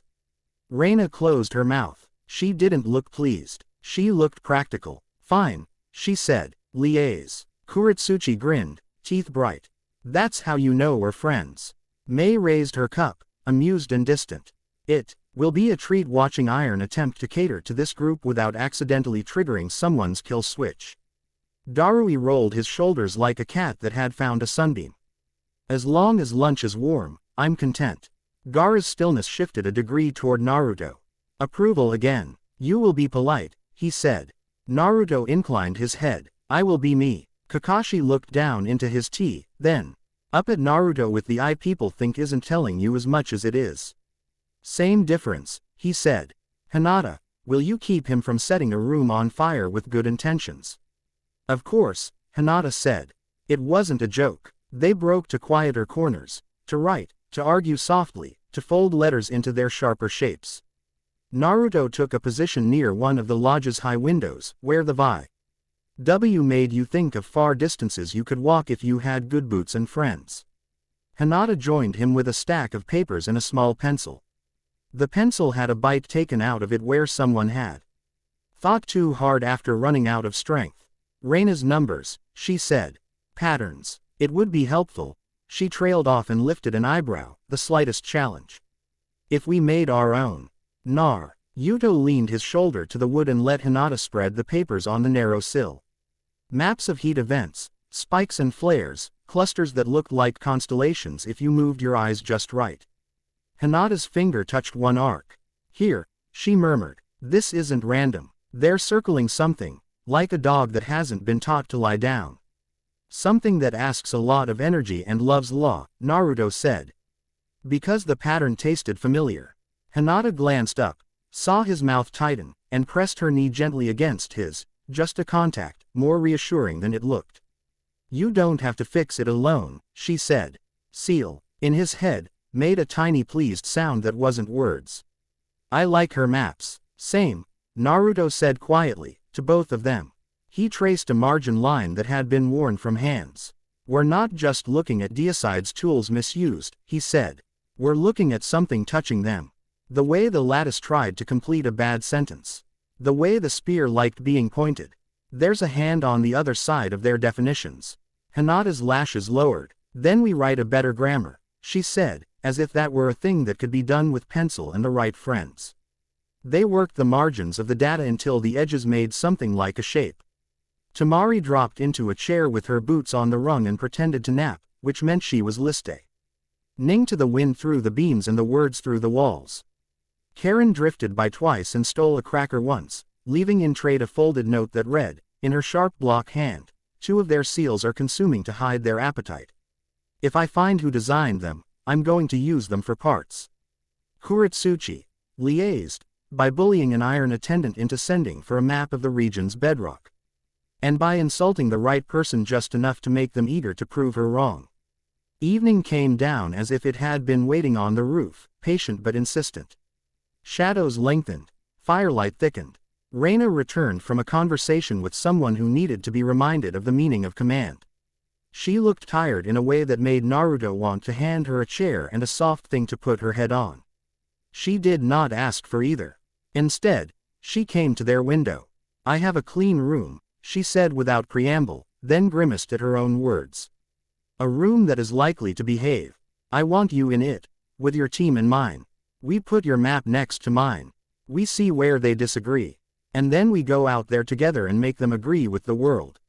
Naruto caught her eye. After dinner, he said. He meant, eat. She nodded like he had pulled her back to the surface and she would forgive him later. Dinner was hot and simple. Meat, rice, a thin soup with mushrooms and a patience UONL. Why taste in kitchens that understand stoves as gods? Darui went from horizontal to vertical without complaint when the soup appeared. May told a story about a noble who had tried to marry a fish, Gara. Listened with the care of a man making a map of his friend's laughter. Naruto's bowl fogged his face. The heat loosened something he hadn't known was clenched. Hinata ate with neat efficiency. When she finished, she set her chopsticks down with the little exact movement that meant her mind had already gone back to the map on the windowsill. Temari and Kuretsuchi fought gracefully over a small dish of pickles until Karen sighed. Took it, and divided it exactly evenly, putting one extra on Temari's side because she had been more annoying about it. They did not get to finish their tea. The lodge's far doors banged open. Wind came in hard, a slap that made the flames in the braziers bow low. Snow followed, dragged in by a figure staggering on feet that knew how to be sure about the ground but had been asked to walk very far without stopping. Don't draw, Temari said under her breath in a voice threaded with crime and discipline. The attendants moved forward with nervous hands. The figure pushed the hood back and the room changed because prophecy and grief will do that. Violet eyes, more tired than vision should be, set into a face that had seen the shape of its own death and decided to be arrogant about living anyway. Shein. Her robes were tattered and salt-stiff. On her forearms, writing crawled in a language that had not been spoken aloud on this continent in a long time. It wasn't ink. It looked like the way frost paints windows when winter wants to talk about math. Blood had dried in neat, ridiculous lines where she had tried to keep it off her notes and failed. She looked at the room like she remembered it from another life. Her gaze found Naruto. It locked as if a door had slammed inside of her. I told myself I would not say it, she said, voice calm and wrecked. Quote, because saying it makes a thing wear better. But I am late, and you are already in the story, and that means I am allowed to use ugly words. Reina took a step, recalled her dignity, made it smaller. Priestess, she said, sit, speak care. Ciel ignored her with the tenderness of a friend who will apologize after the house stops burning. She looked at Naruto, only at him. The star is awake, she said. The writing on her arms flared and dimmed like breath. It knows your name. The last word cost her. She shuddered once as if the air had thrown a net. The strength went out of her knees. Naru, too, was moving before her body chose the ground, a field under her weight, a hand at her shoulder that made falling a position rather than a punishment. Karen slid in under the other shoulder with a muttered curse and a competence that made people relax even when she was insulting them. Don't die, she told Ciel. I'm out of bandages I hate and down to the ones I like. Ciel's mouth curved like someone too tired to make a joke and too stubborn to refrain. I'll be rude later, she whispered. Up close, her throat smelled like snow and old dust and the bitter edge of burnt offerings. Hinata was already clearing space on a table with the gentle violence of a woman who knows where things go. Kuretsuchi hauled a brazier closer with a gloved hand. Temari tossed her fan on a chair and shrugged. Off her outer cloak to make a pillow because arrangements matter when you bleed. Reina came near and knelt, setting rank aside. She didn't look at Naruto. She looked at the brands on Ciel's arms and the way they were trying to be more real than the skin that held them.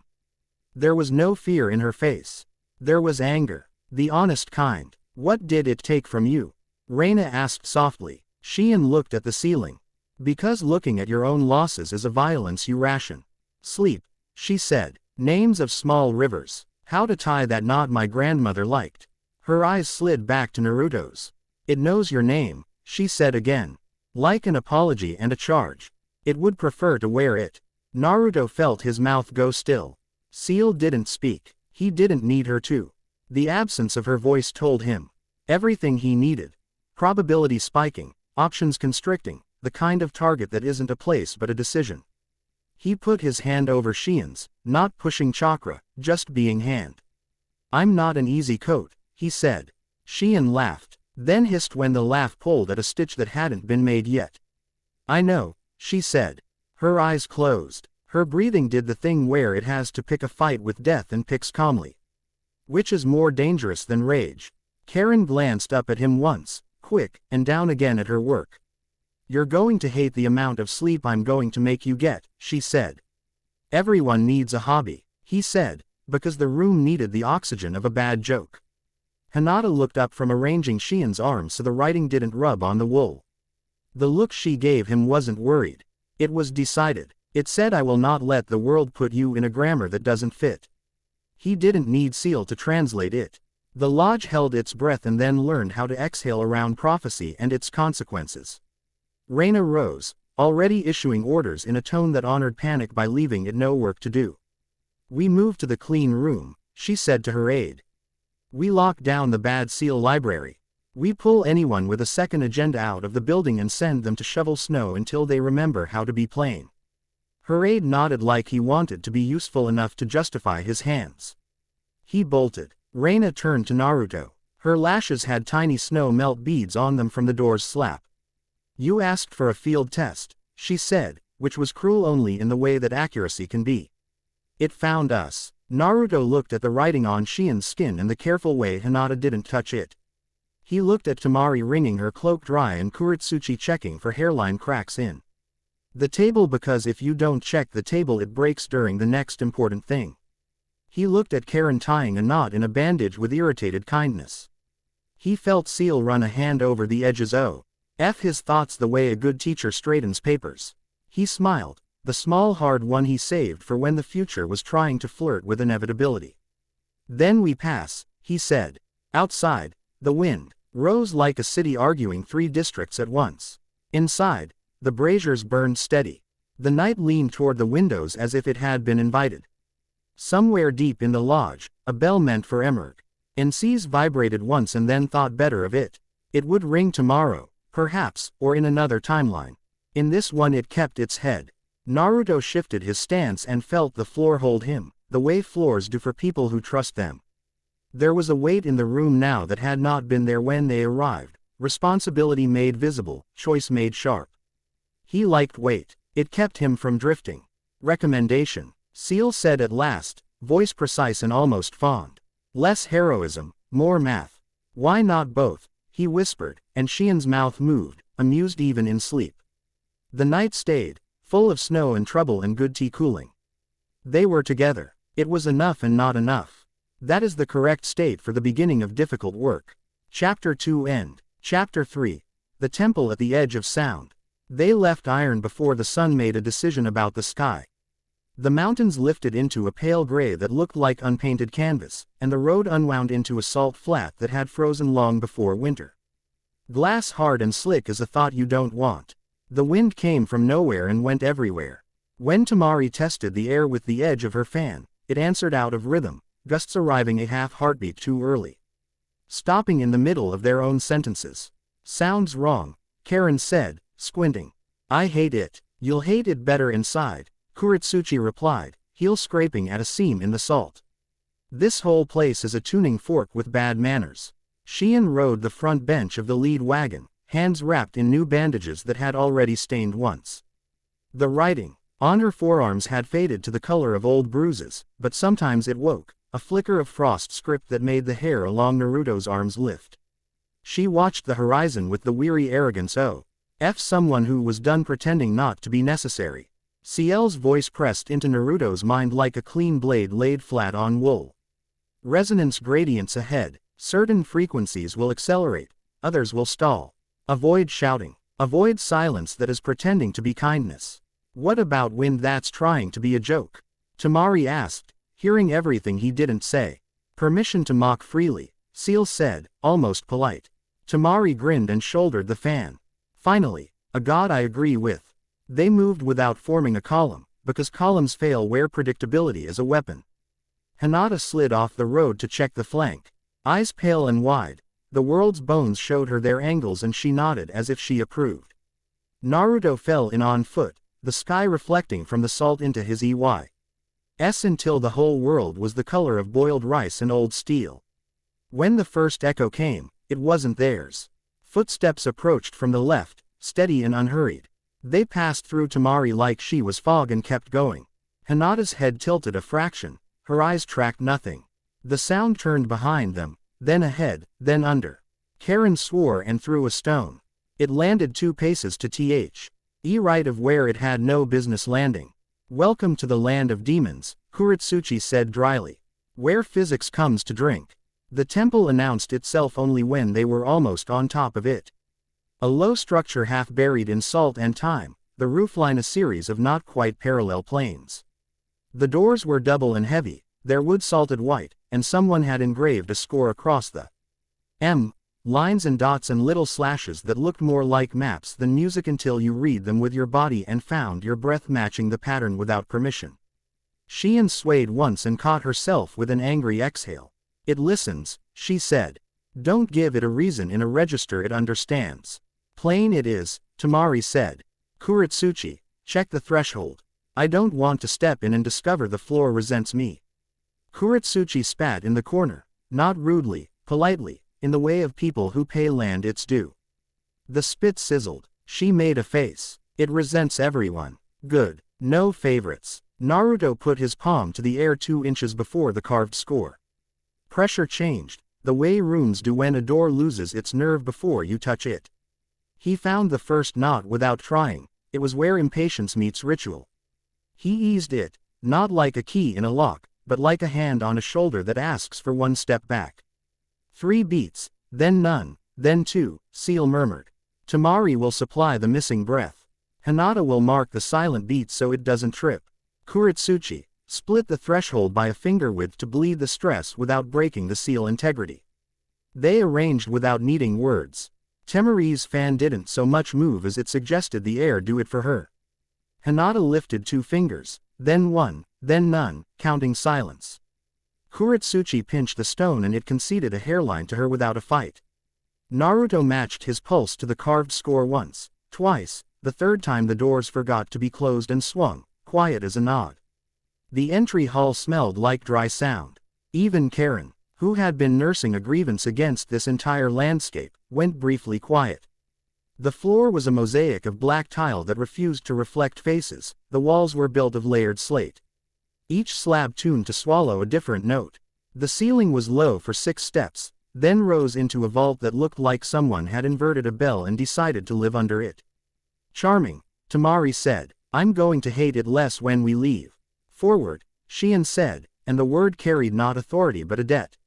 She held her arms close to keep the writing from brushing the wall. The repeater is at the back, underground. It is not a temple for worship. It's a place to store certainty. I prefer doubt, Naruto said. Ciel's mouth tilted. It's more honest. They crossed the hall and the hall crossed them. Sound arrived out of order. Karen muttered something 3 steps behind where her mouth was. Kuretsuchi's boots thudded a beat early and then corrected themselves out of pride. Hinata didn't change. Her breathing stayed steady and the world took the hint. The first trap wasn't a trap. It was a test that had never been meant for people. The corridor narrowed into a throat where the slate walls bore scores like the doors had, fine and precise. A low tone entered their bones and asked them a question in a language none of them knew they knew. Temari instinctively opened the fan, and the tone jumped, delighted. And the air began to push them back. Don't, Hinata said softly, and touched Temari's wrist with 2 fingers. Listen first. Temari anchored the fan, eyes narrowing. If it thinks I'm playing, I'm going to break it. Naruto stood still long enough to taste the tone. Someone had written a function into stone that measured compliance by resonance. Push and it would push harder. Duck and it would become the floor. Agree and it would stop asking questions and start making statements. He didn't push. He didn't duck. He didn't agree. He hooked the tone into his chest and then put it somewhere else. It wasn't a visible movement. It was like changing the way you think of a word until it stops being a command and goes back to being a sound. The pressure eased. The corridor, disappointed, dropped into indifference. They are not trying to kill us yet, Ciel said. They are trying to get us to choose wrong. Noted, Naruto said, and almost smiled. They passed into a hall filled with pillars that had grown out of the salt the way teeth do when a mouth intends to bite. Each pillar had hair-thin filaments strung between them, tight as harps, but not meant to sing. Each filament cut sound in a specific way, turning shouts into whispers, whispers into lies. Hinata's eyes tracked the crisscross, her focus so intense Naruto could have stepped into it and warmed his hands. If we walk straight, she said, we'll tell the rune things we don't mean. Temari side-eyed a filament and it drooped in offense. Like what? That I respect its interior design. Kuretsuchi crouched and pressed a knuckle into the salt. They want honesty measured as predictability, she said. That's not honesty. Karen made a face. Getting preached at by rocks was not on my calendar. Let me go first, Naruto said. He stepped between 2 pillars and let the filaments talk at him the way the village used to, loud and wrong and sincere. He fielded the adjustments from Ciel in moments. Small pulses of geometry that didn't erase the filaments, work so much as relocate it. Where they cut words into thin angles, he put soft corners. Where they turned a breath into a confirmation, he let the breath be nothing but a breath. Halfway through, the filaments began to hum in patterns he recognized without trusting. They matched not his steps, but his habits, the way he reached with his left hand for a door he could have opened with his right, the way his shoulders tipped when he was about to lie in some small way for a friend's sake. He had to laugh, helplessly, for a heartbeat. The hum sharpened in curiosity. He stopped, bowed, not mocking, and the hum, charmed against its better judgment, let him pass. The others followed in his wake. Hinata didn't so avoid the filaments as convinced them that her truth was none of their business. Temari slid between crisscrossed lines like wind finds a gap and makes it a street. Kuretsuchi glared until the pillars decided to pretend they had always meant to bend that way. Karen brushed a strand with a thumbnail and fed it a lie so convincing it forgot to touch anyone else. Weird choir, Temari said at the far side, rolling out her shoulders. If they sell tickets, I'm not buying. They don't sell, Ciel murmured, catching breath. They take. The stairs down had been carved without regard for knees. They were shallow and many and muscled. The deeper they went, the more the air dragged at their voices until even Karen's mutters trimmed themselves to essentials. The temperature didn't change. The light did. Not the brightness, the shape. It felt like the difference between reading by a window and reading by an oath. The chamber at the bottom was round. Not perfectly. Nothing here believes in perfect circles. But round enough to convince you of intent. In its middle lay a ring of stone unlike any stone in the mountain. Dark, fine-grained, as if obsidian had taught itself to be patient. Symbols skated across its surface in a hurry, writing themselves in, erasing, writing again. It was a machine made of certainty and revision. Naruto didn't know how to hate it correctly yet, so he didn't. An went to her knees at the ring's edge and put her hands on nothing. The writing along her arms woke like coals under ash. This is where they cache the future, she said, cool as fever. Not the true one, the useful one. Useful to who? Kuretsuchi asked. Shien's mouth pulled. To harvesters. To anything that eats outcomes the way some eat fruit. To anything that has a map and wants the map to be the land. The ring noticed them the way you notice a draft. A ripple passed through the chamber, invisible but precise. Hinata's shoulders tightened. Temari's hand went for the fan and stopped of its own accord.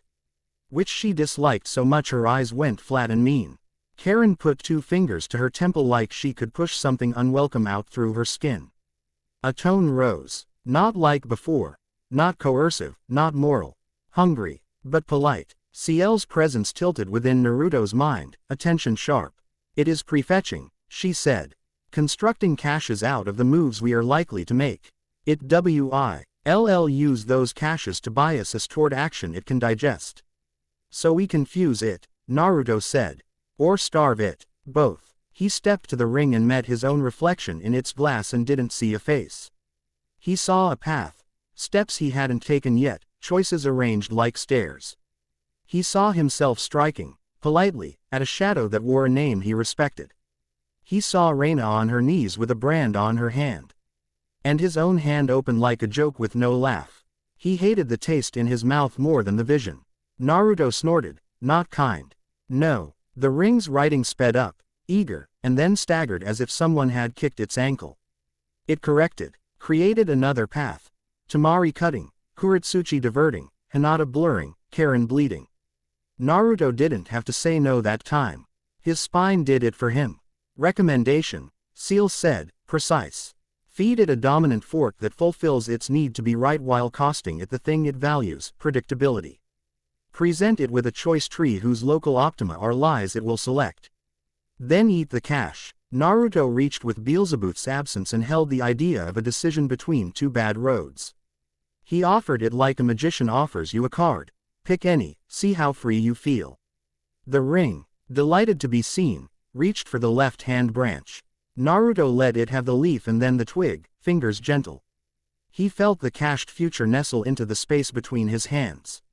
He closed them. The chamber's tone broke. It made a sound the ear couldn't own, like grain collapsing in a silo. Hinata's breath caught.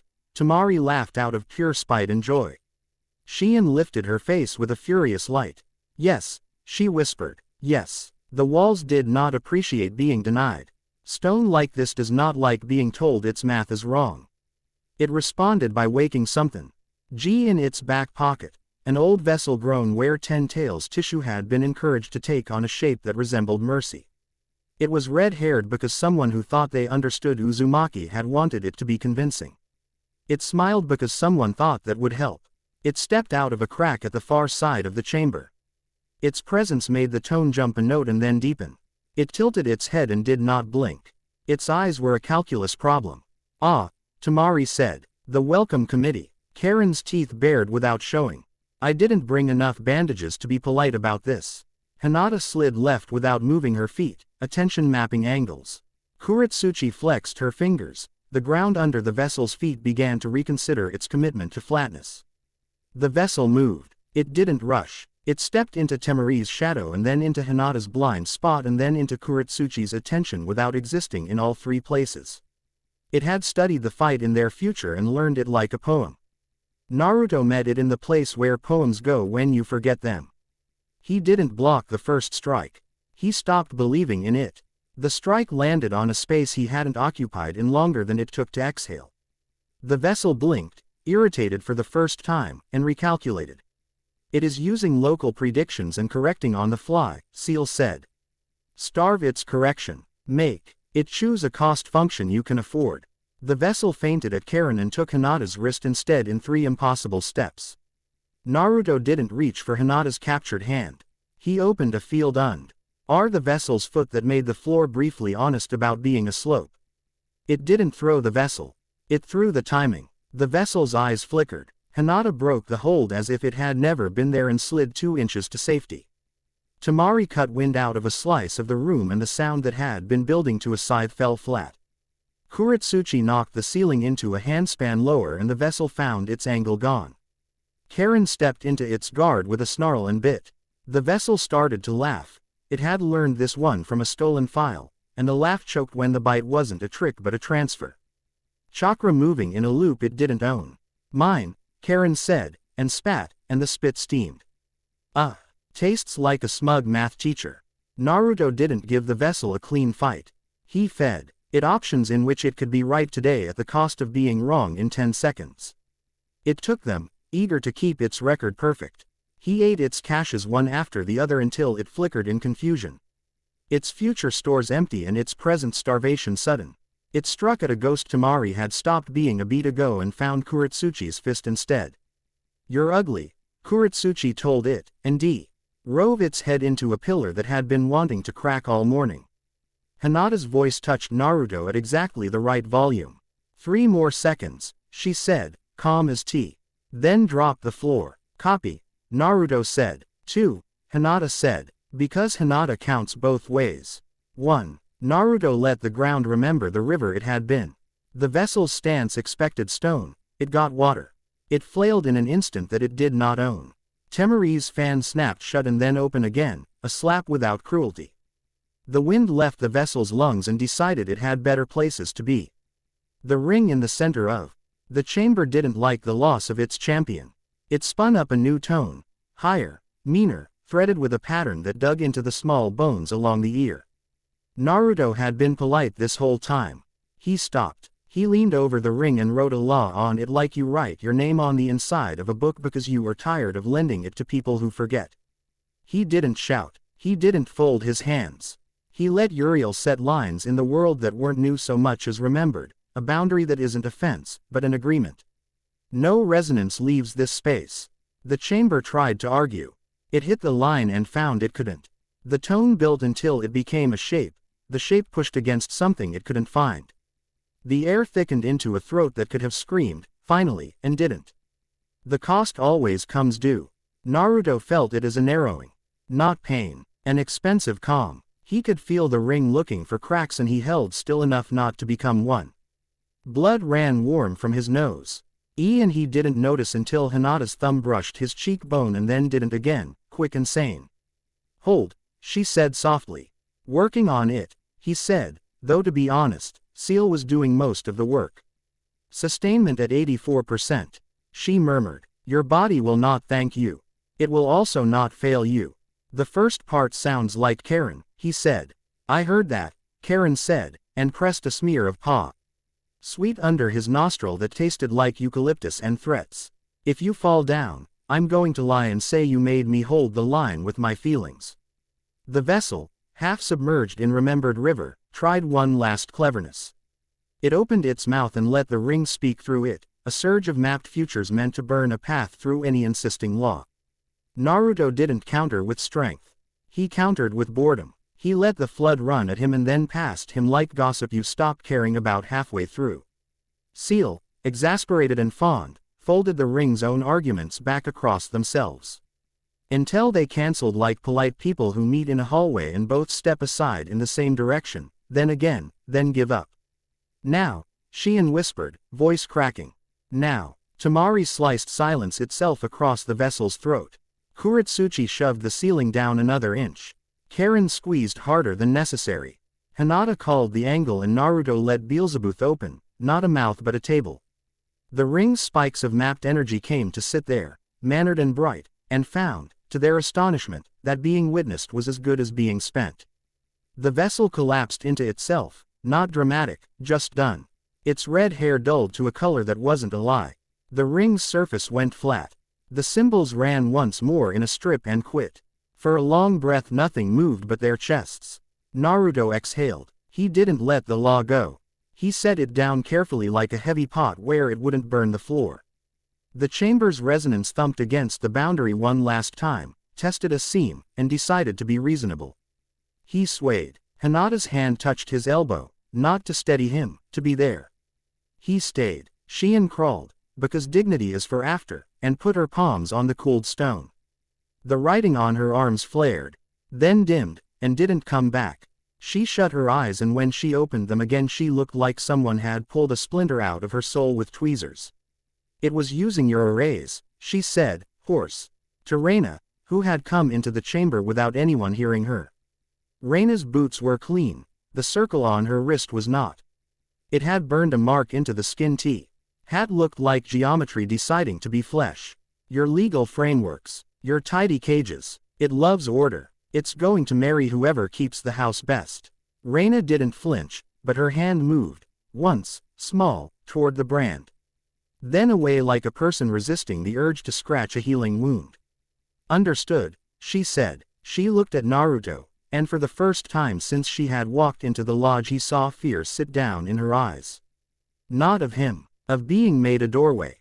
He did not say, "I saw a version where I killed you." He looked at the ring and then at her and gave her a job. "I need your people to publish your black files," he said.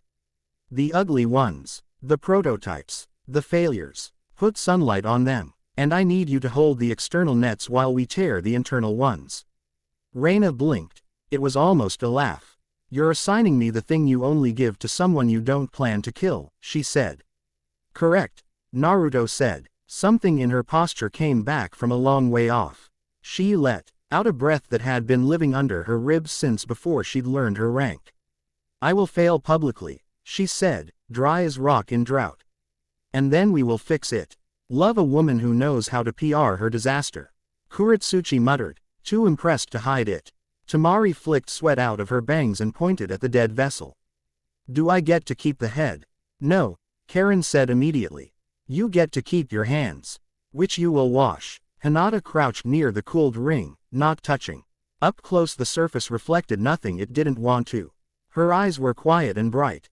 "When you set that boundary," she said to Naruto without looking, "what did it cost?"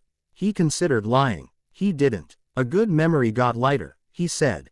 "Not lost. Just thinner around the edges. I'll put weight back in." Hinata nodded as if she'd taken something from him and set it somewhere safe. "We'll fill it with new ones," she said. "That's what the future is for."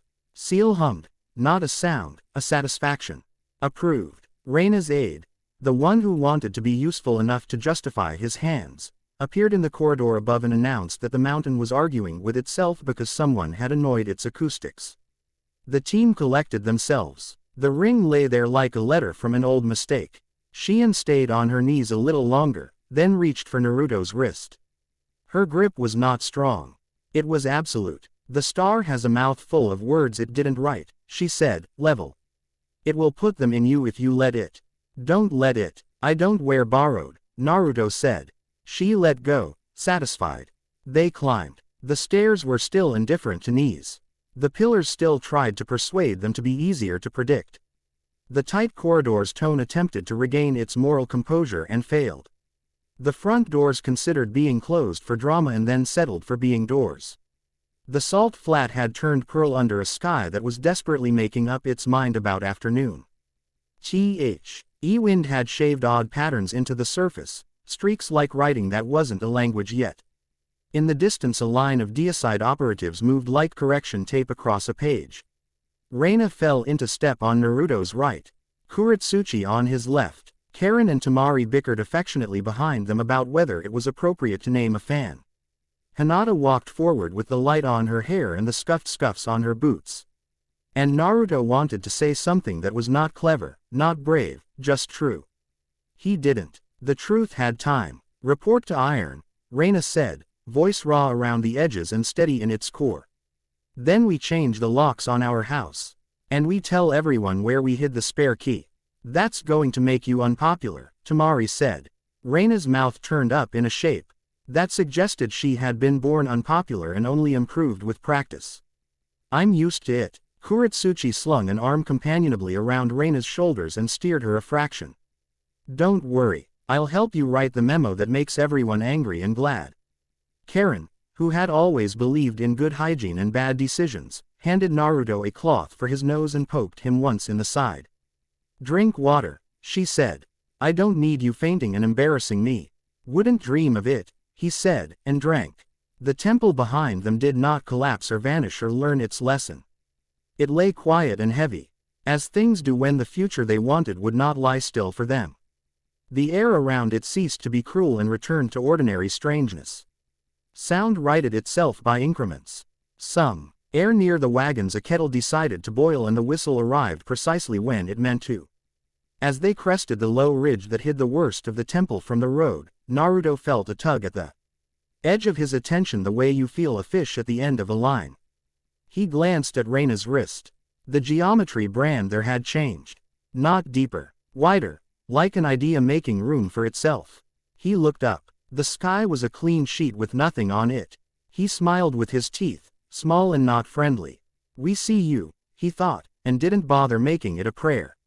Ciel placed a hand, invisible and precise, against the next hour.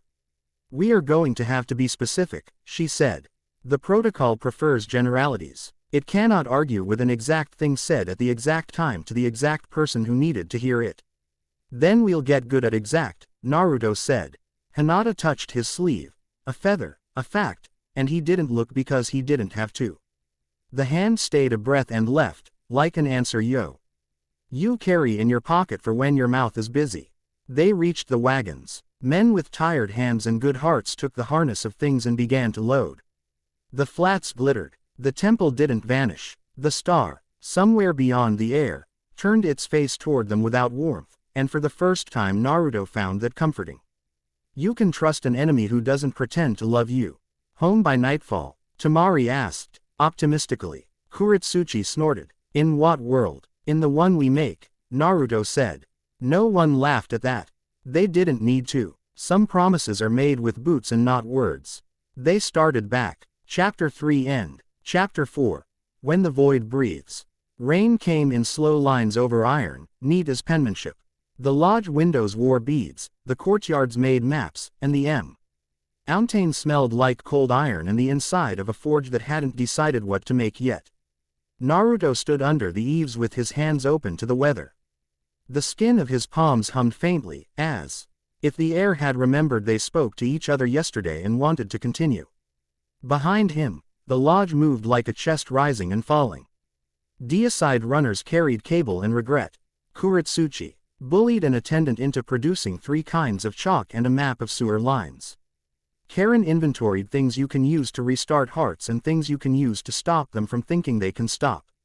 Tamari slept badly on a bench with her fan for a pillow and sat up the second a door hinge thought about squeaking. Hinata, hood up, hair damp, eyes steady, walked the corridor that held Shion and Ma. Sure, the silence around her was keeping her warm, not keeping her alone. Reina Kurogiri arrived without entourage. She stood politely in the rain like she was a guest at her own house and didn't want to track mud on anyone's floors. The small brand on her wrist had widened overnight, a geometry that had decided skin was a respectable place to live.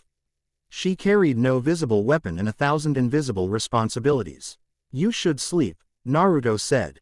I've been sleeping for years, Reina said, and the joke was too clean to be anything but true. She looked past him at the mountain. We ready the containment arrays.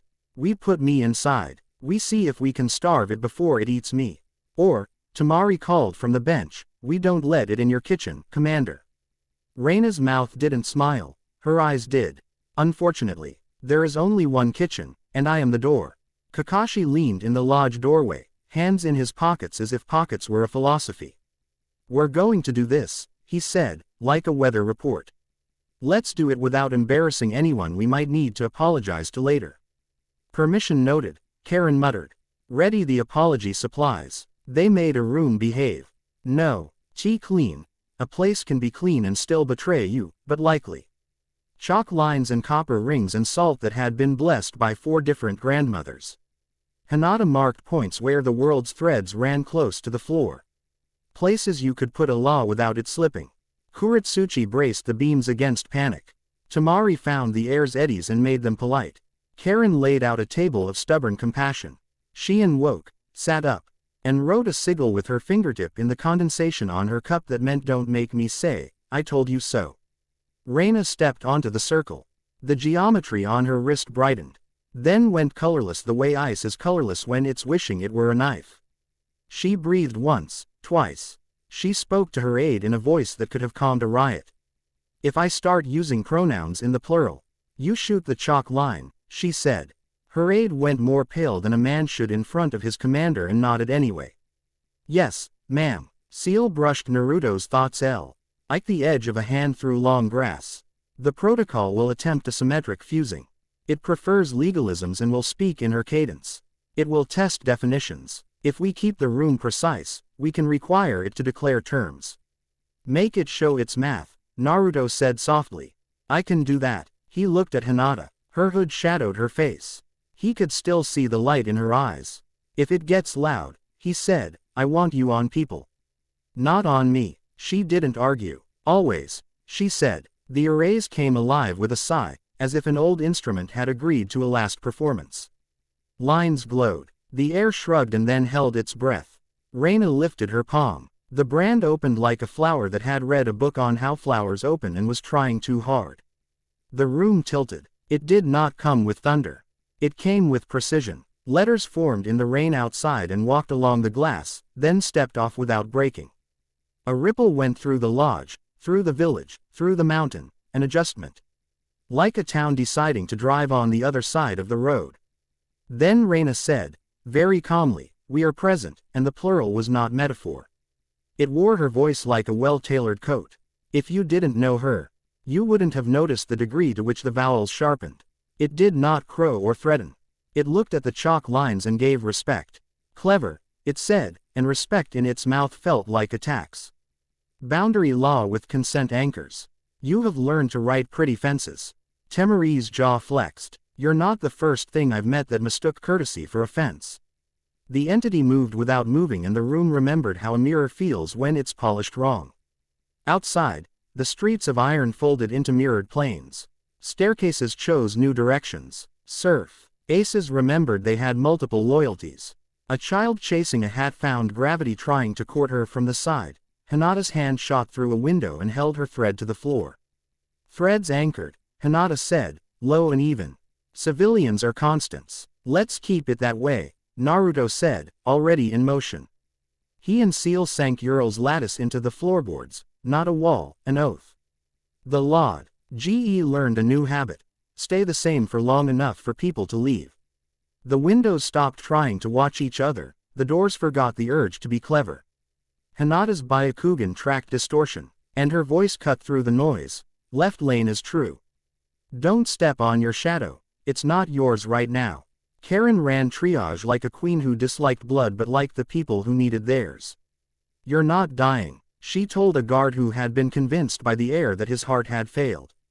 "It's a math problem. Sit." She slapped a sigil onto his chest that told his nerves a helpful lie and told his brain to get with the program. He obeyed out of gratitude and because Karen sounded annoyed enough to curse him if he didn't. Kuretsuchi and Temari did street work. The boulevard outside want Ed to split into lanes that didn't meet again. Kuretsuchi set her palms to the cobbles and told them a better story. Temari carved a canyon out of air that funneled the wrongness into a place where it could be measured.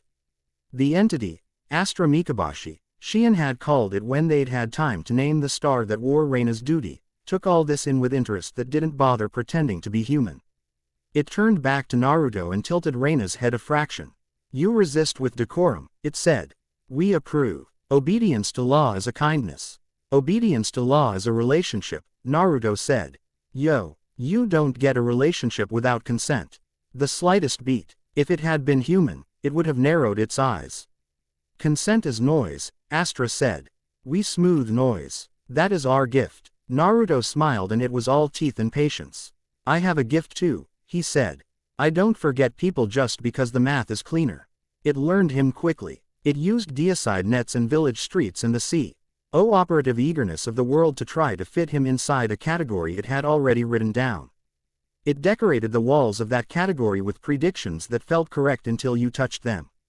Nah. Naruto refused to step into rooms built without his say. He gave Uriel work. Curve a corner there, relieve a pressure here, finish a sentence so it stops causing harm. He let Beelzebub drink the trig. RS and spit out the hurt without the hate. He was meticulous and incooperative. Every time he fixed a thing, Astra adjusted the law that made that thing misbehave. It was good, too good, at altering the fundamental tone of a place. Rain reversed once and fell upward. A dog barked 3 times and those 3 barks tried to become a decree. A platoon of deicide soldiers raised their spears on command they did not hear. Then stood motionless when Reina's voice threaded through the static. Do not fire. I am not a chorus. The brand on her wrist burned. Naruto smelled meat. He hated that smell more than he hated most things. We will not win by being better at speed, Ciel said, steady through the learning curve. We win by choosing a law it cannot use. We must write a rule with a cost. What cost? Naruto said, already knowing he would pay it. There are questions you ask to measure yourself. She unfolded it without needing to be elegant. The rewrite we require will ask for a memory as anchor. Not any memory, one that has shaped the law inside you. It will never be retrievable. I can preserve the shape, the implications, but not the image. The smallest cost sufficient is the first moment you felt truly seen. He knew the one. It rose in him reflexively. A girl in an exam hall, fingers twisting, lifting, eyes like quiet lightning. He closed his eyes. The room kept moving. Hinata's voice carried through it. Southeast window. The glass will try to be an invitation. Ignore it. Tamari. Now. Wind took the invitation's teeth. Somewhere a child laughed because the hat had been rescued. He Ned his eyes and found Hinata in the room while the room tried to forget her. She stood close without standing in the way. The rain made a line of light along the edge of her hood. If I do this, he said. And his voice stayed calm because he'd practiced being a person when he needed to fall apart. I lose something that taught me how to love you. Hinata's throat worked. Then she reached up and touched his cheekbone with 2 fingers. The touch was exactly as light as a promise. I don't love you because you remember, she said. I love you because you choose. A door in his chest unlatched. He hadn't known it was closed. Ciel respectfully didn't say anything. Even Reina, the part of her that wasn't a weather pattern, looked away inside her own eyes to give them privacy the way a good commander pretends not to see. Naruto nodded. Okay, he said to the room, to Ciel, to himself. Do it. Ciel did not take. She asked, and he set the memory in her hands the way you put a fruit you've been saving on a table and step back. The absence wasn't a rip, it was a thinning in one place that made other places stronger. The memory's shape remained, like a handprint in clay where the hand is already gone. Hinata's hand didn't leave his face. Still here, she said, and the room stopped choosing a direction for one heartbeat and let that be true. Right, Naruto said. They wrote a law without shouting it at the sky. They set it into the floor at the thread points Hinata had mapped. They let it find the bone of the village. It wasn't flashy. It was precise. It read, no will may be overridden where it is freely offered. Astra hit the law at 100 angles. It found it inscrutable where consent was true and devastating where consent had been an excuse. Deicide nets that were anchored in fear lost their bite. Oaths sworn in hope hardened to steel. A shopkeeper who had been frozen by duty to her ledger blinked and moved to protect a child. A soldier whose loyalty had been a habit woke up inside his armor and chose to lower his spear. An officer who had wanted this power for years but not like this broke his own seal band with his teeth, spat blood on the workshop floor, and laughed once, raw and joyful. At how much more air there was in the room than he'd been told.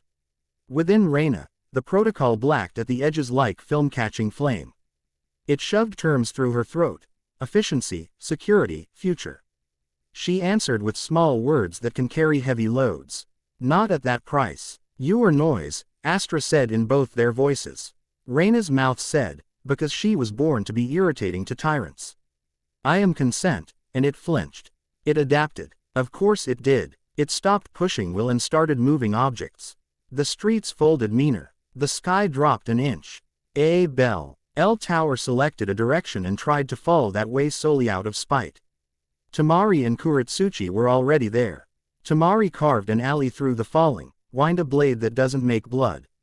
And Kuretsuchi slammed her shoulder into the first stone and made the rest of the tower remember it was supposed to be a compliment to the ground, not a question. On your right, Hinata said without raising her voice. Naruto turned and saw a line of light deciding to be a spear again. He opened his hand and put a mouth there, gentle as hospitality. The spear sat. Astra went high. It stopped experimenting and reached for verdict. Umbilicals of light pulled open lanes in the sky. An array of definitions climbed like scaffolding to build a star. The village realized all at once that it had been asked to be a wick. Star bloom. Karen said flatly. I hate flowers. Anchor points, Ciel said. If we remove them, it finds more. If we dim them, it uses ours. If we do nothing, we learn what ash sounds like. Table, Naruto said. Beelzebub opened. Not hunger, not theft.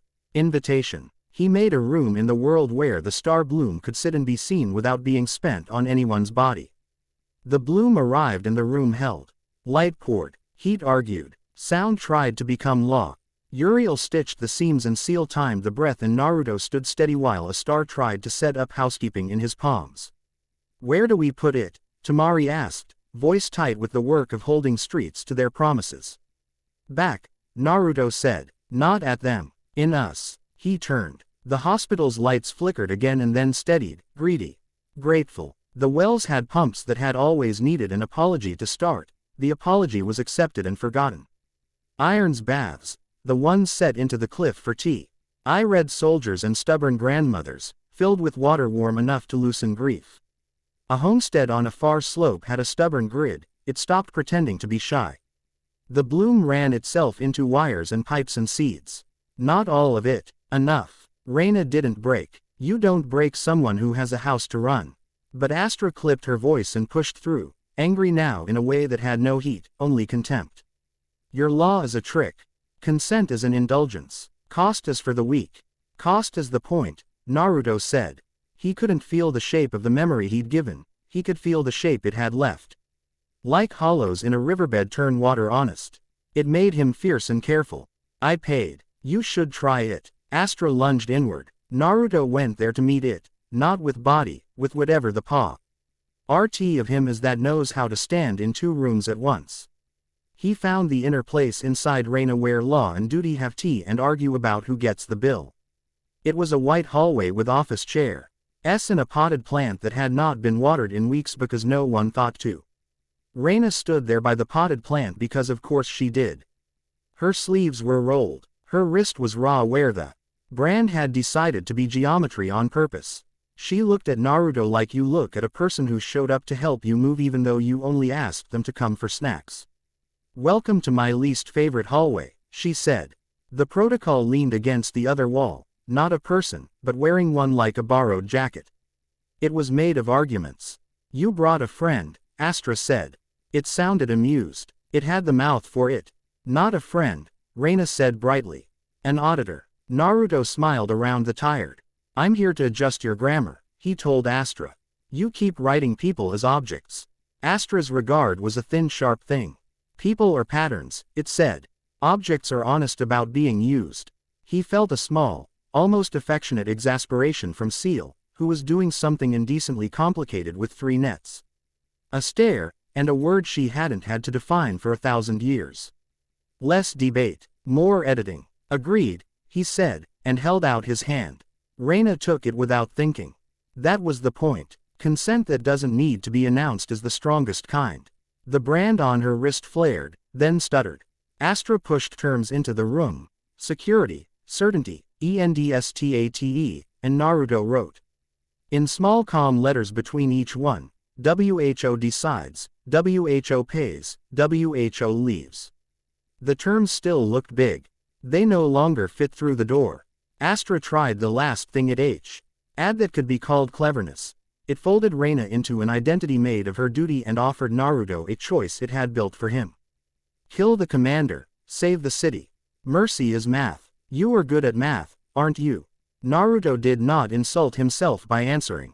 He looked at Reina, whose jaw had a line in it that meant she understood the choice and would relieve him of its weight if he asked.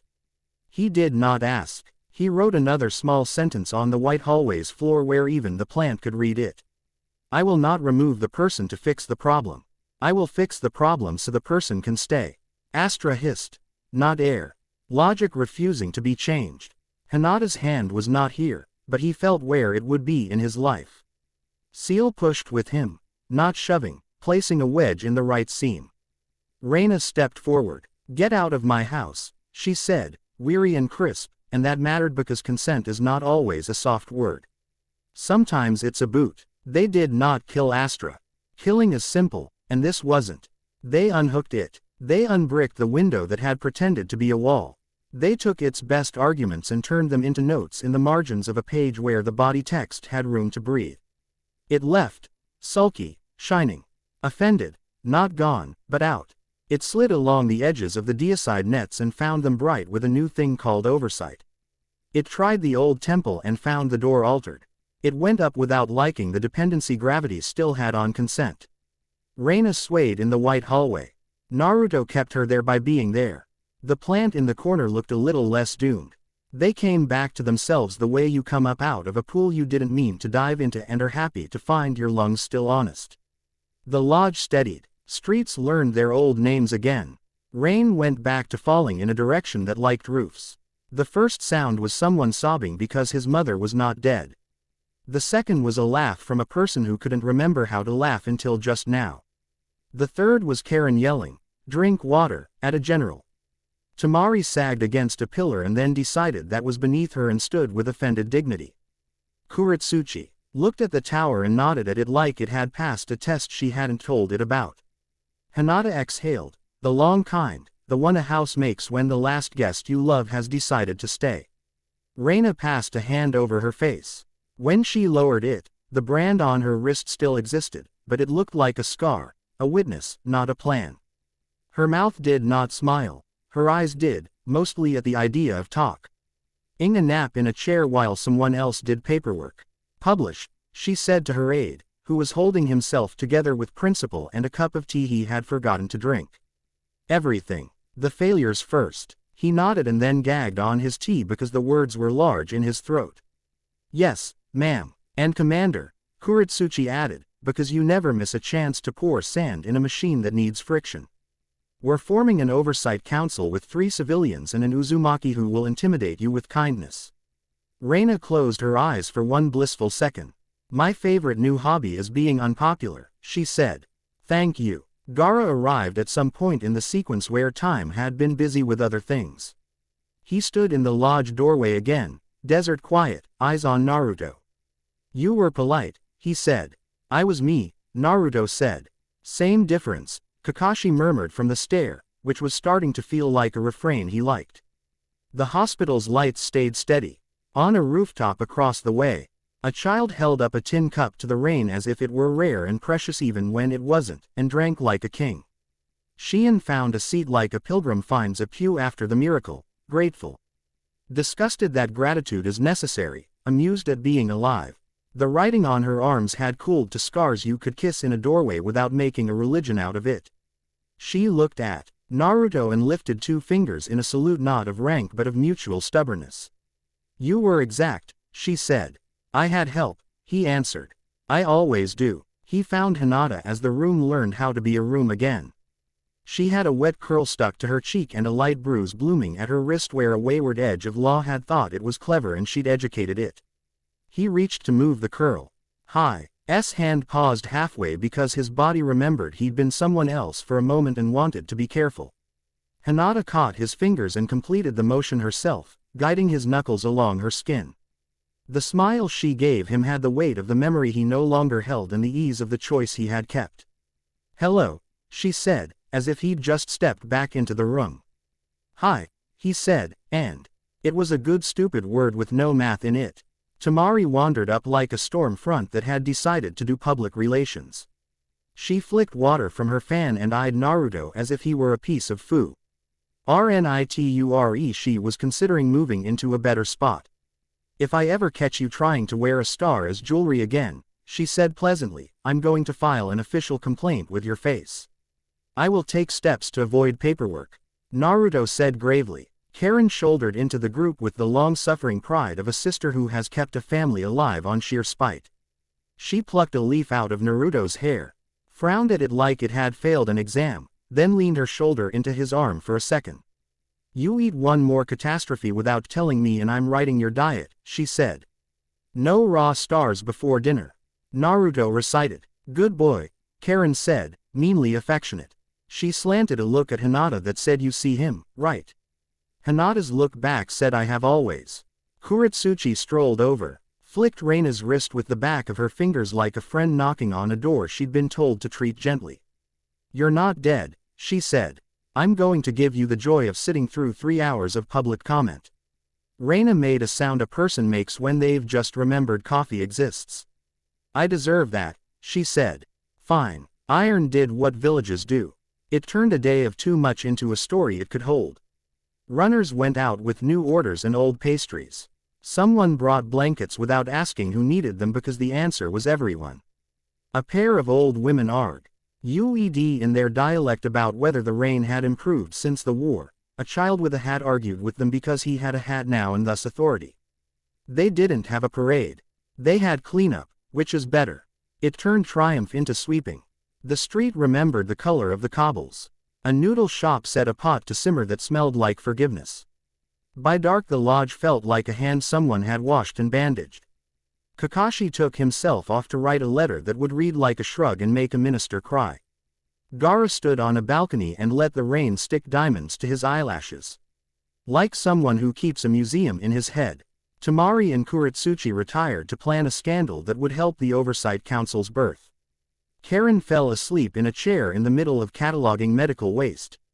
Pencil smudged across her cheekbone, mouth slightly open as if even rest ought to know what she thought of it.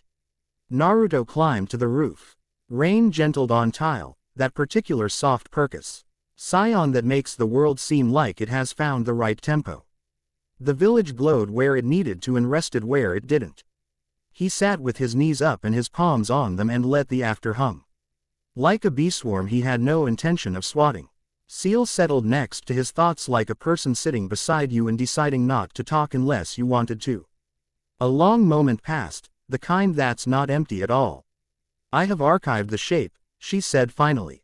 Not the picture. The effect. I know, he said. I feel it. It's like a chair missing from a kitchen.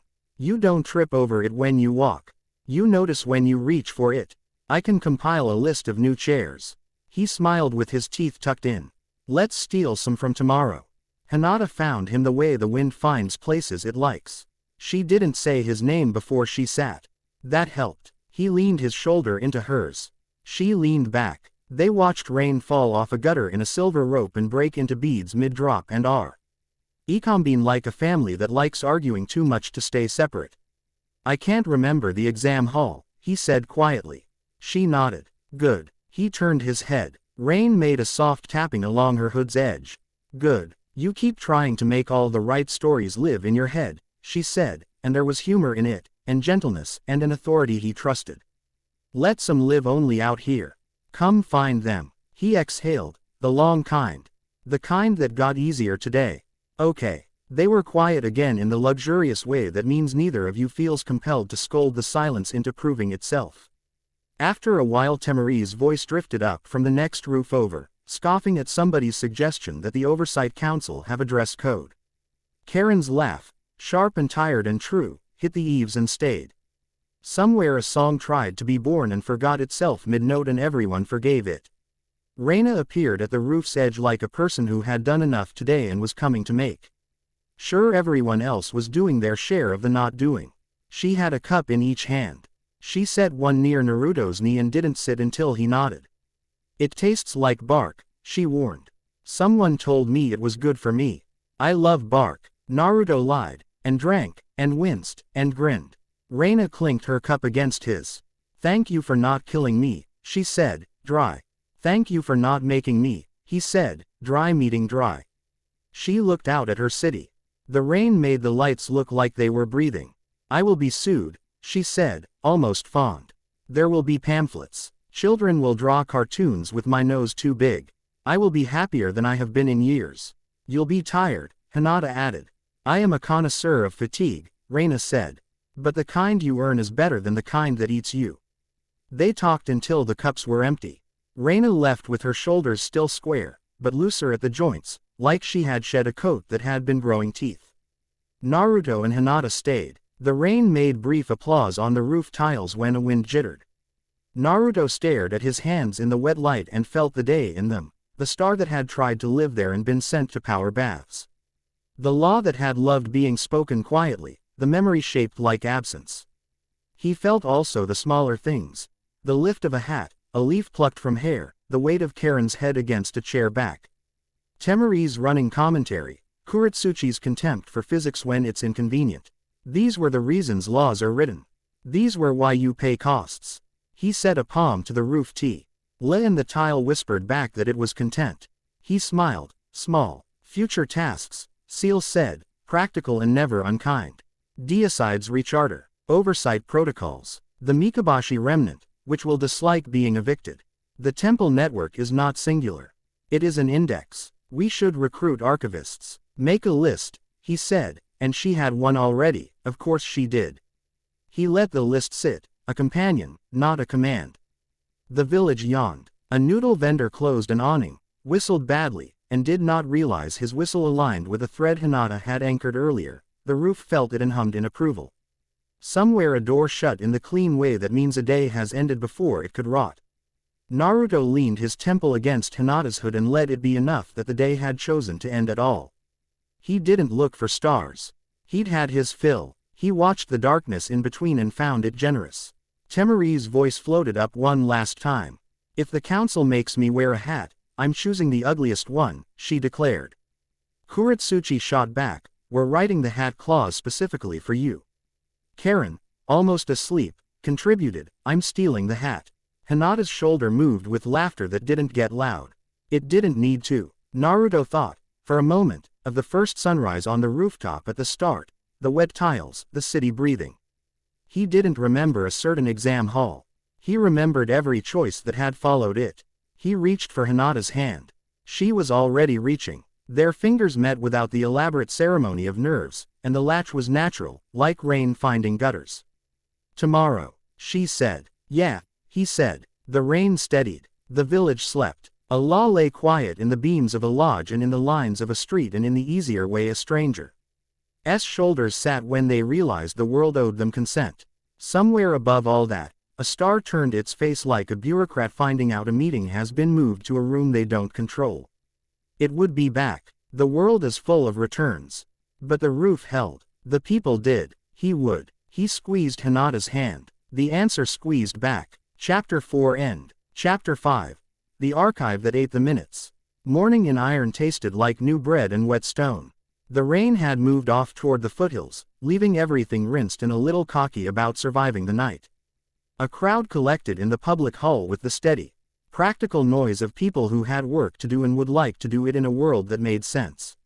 No banners, no parade, folding chairs, chalk dust. A clerk who had been Terry Fide of Reina Kurogiri yesterday wrote her name on the board. Commander Kurogiri, public session, and underlined it twice with a trembling that calmed by the second stroke. Kuretsuchi stood near the front with a stick of chalk like a cudgel, frowning at the empty space where a diagram would go. Temari leaned on the windowsill, fan closed, boots crossed at the ankle, every inch the scandal the Oversight Council hadn't voted on yet. Karen sat at a corner table with a kit that could restart a heart or a debate and preferred both. Hinata moved along the aisles with a stack of paper cups, offering chair with such steady dignity that people drank and behaved like it had been their idea. Naruto took a place along the side wall, hands in his pockets, hood down. Reina climbed the low dais without ceremony and set both palms on its edge as if she was steadying it and not herself.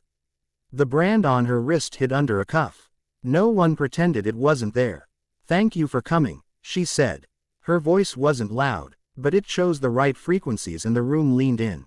Division 0. Deicide has operated with too little daylight. That ends here. We will publish our failures. We will accept oversight. We will be sued and survive the experience. The laugh that went around was real. Someone in the back clapped like he did for his toddlers. Reina's mouth almost smiled. Ciel threaded a quiet through Naruto's thoughts. Observe for pattern anomalies. Meeting procedures are often where the first infection takes root.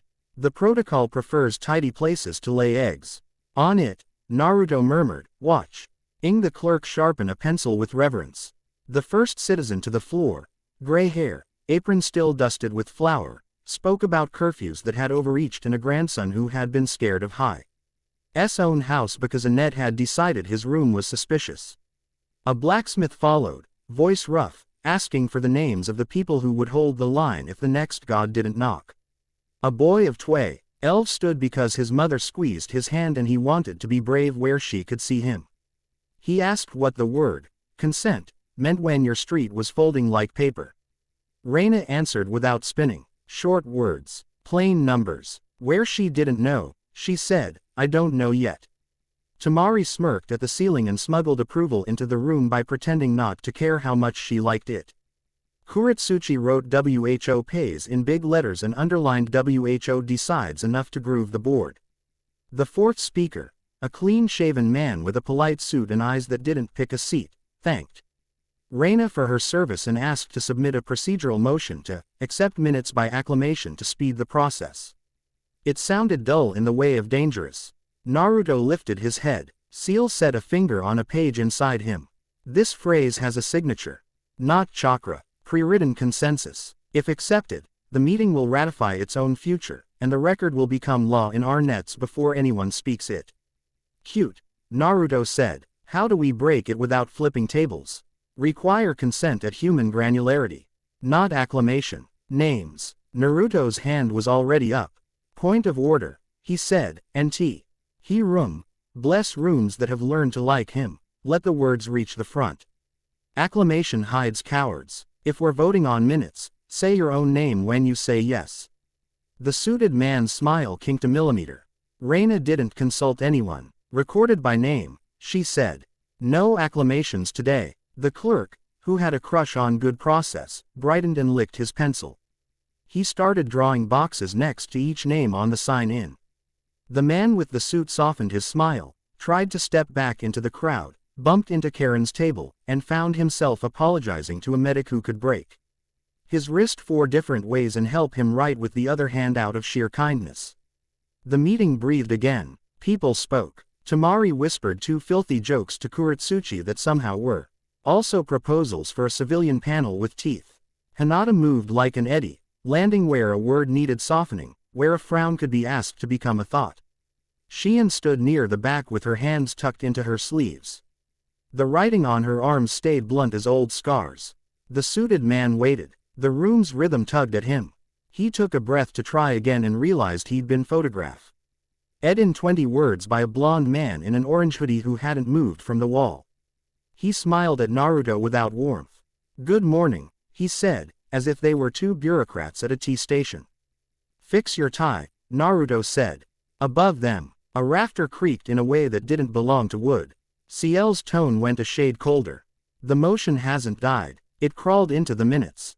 The record is writing itself at the edge. If it finishes, it will treat everything said here as a post hoc justification and export that certainty to linked archives. Where's the anchor? Naruto asked. The archive, Ciel said. The physical one. The stacks. 3 levels down. They will stamp the minutes before lunch. Then the world will say, we already agreed, and mean it. Temari's fan clicked softly at the hinge. I do love a brisk field trip. Karen set her pencil down, mouth thin. I just put all my sharp things away. Kuretsuchi had already chalked a map over half the board. We go under the old forge. There's a back stair miners use to sneak naps. The stacks sit on bedrock and smugness. Reina looked at the clerk. Recess, she said. Lunch in 1 hour. Publish the recording of the first session live. Leave comments on. She looked at the room and did not lie. If we fail, you'll see it. We won't, Naruto said, and the clerk's pencil hesitated just long enough to become hope again. They moved. No formation. Lines are invitations in a town that's just learned to enjoy making its own turns. The old forge sat in a corner lot with a roofline that had never liked the rest of the street. The door stuck. Kuretsuchi disapproved of it until it remembered its manners. The back stair was narrow and mercifully indifferent to style. The deeper they went, the less the city felt like a blanket and the more it felt like a ledger. The walls kept their own counsel. Hinata's eyes tracked threads in stone. Tamari shook a bit of water off her fan like she was greeting an old friend. Karen muttered an argument with the concept of dust. The stacks opened like a throat clearing. Not a cave, not a vault, an insult done neatly. A long nave with shelving built into the bones of the mountain, wood so old it felt like logic. Paper boxes tiled along the aisles like patient teeth. Thin red strings ran from shelf to shelf, a web knotted to little tags that said things like interim directive and emergency use note and minutes, draft. The strings hummed at a frequency you could feel in your gums. Sheehan went still as a priestess standing at the edge of a bad river. It's in the paper, she said. It eats posture and prints certainty. It will make us reread ourselves until we think we always meant the worst version. Archivist, Reina said, with a disdain that made the letters smaller. Wake up. The room woke like a bad idea that had taken a nap to feel better about itself. Not a body, a presence. The hum tilted. A whisper walked along the strings without moving them. When it spoke, it used the kind of voice you give to footnotes when you read them out loud to make someone feel stupid. This repository accepts submissions. Declined, Kuretsuchi said cheerfully. Minutes of today's session. Name by name, Naruto said. Moving down the center aisle, eyes on the red knots without touching anything. No acclamation. No pretending. Objection noted. Overruled, Tamari sang, lazily furious. And snapped the fan open just enough to throw silence at 3 strings. They went slack, offended, and forgot what they'd been about to decree. The archivist shifted tactics. Forms slid themselves from shelves to table, lined up without hands. Pens rolled. A neat little stamp inked itself and waited like a dog desperate to be told it was a good tool. The air tried to smell like paper and procedure. So that anyone who loved neatness would be comforted into compliance. Karen grimaced. I love neatness, she said. Not like this. She reached, took the stamp, and set it at her elbow. You'll get this back when you can be trusted with it. Unseemly, the archivist thought at her. Medical staff should remain in scope. Scope is triage. Triage is silence. Karen showed it a smile with knives in. Scope is whoever's hands are clean. Naruto felt Ciel's tap on the inside of his wrist. 3 primary cords hold the web. Cut them wrong, and the record will retaliate by pretending we did it yesterday. Suggest stack rewrite. Change the position of footnotes. You hate footnotes. I hate footnotes that behave like a coup, he said, and drew a small design in the air with his index finger. Uriel answered. The room's annotations, those little nasty superscript numbers, lost the right to hover above the body text. They slid to the bottom of their own pages with a sound like teeth grinding. The red strings complained. Tamari shushed them with a draft that didn't disturb a single sheet of paper unless it deserved it. Hinata's gaze strafed the rows. Left hand bay, 3rd shelf. The string with the knot that looks like a lie. Naruto stepped over an invisible wire Karen pointed out with exactly 0 patience and reached the knot Hinata had seen. Up close it was ugly. Too many signatures tied into one mean little bow. The sort of legal move you make when you never expect to meet the faces attached to the names. Reina came up beside him. She didn't draw a blade. She put her thumb against the knot and pushed gently. You don't bind me, she said. I bind myself. Commander's consent. The archivist tried again, eager. Recorded. Revoked. Reina said quietly, and the brand on her wrist shone a second, not as order, but as ownership. The knot loosened with a petulant twitch. The archivist didn't sulk. It escalated. Paper whispered. Boxes slid. A wave of forms read themselves aloud into the aisle, stacking before Naruto like a bureaucratic sea. We accept minutes by acclamation. We accept definitions by necessity. We accept names, Naruto said, even gentler than Reina had been. We won't be tricked into saying a group spoke for us. This is efficient. Efficient isn't the same as good, Hinata said, and touched the nearest red string with 2 fingers. Her Byakugan narrowed. He thread shook and then stopped shaking because it had remembered manners. Your efficiency forgets the cost. Kuretsuchi squatted by a shelf cage and felt the weight of it with the heel of her hand. It's all bad carpentry, she announced. They built this on a slope and pretended the books wouldn't notice. The archivist changed tactics. If it couldn't bully them into the minutes, it would make them write themselves there. Mirrors stepped out of the blind spaces between shelves. Not glass, paper, stacked and glued, trained to reflect the worst version of a posture. Naruto saw himself in 3 poses he had deliberately retired years ago. Temari's mirror rolled its eyes at her with her own delight in trouble. It had teeth. Kuretsuchi's mirror was a mountain that refused to be moved because it had not decided to become a person yet. Karen's mirror was a woman with a clipboard and blood on her sleeves and no hands left for herself. Shein hissed through her teeth. Don't let it cast you, she said. It wants you to accept the stage direction. Naruto didn't look at the mirror at him. He changed his breathing. The mirror realized it had been rehearsing for a person who wasn't here. It faltered. Temari opened her fan with a scornful flick.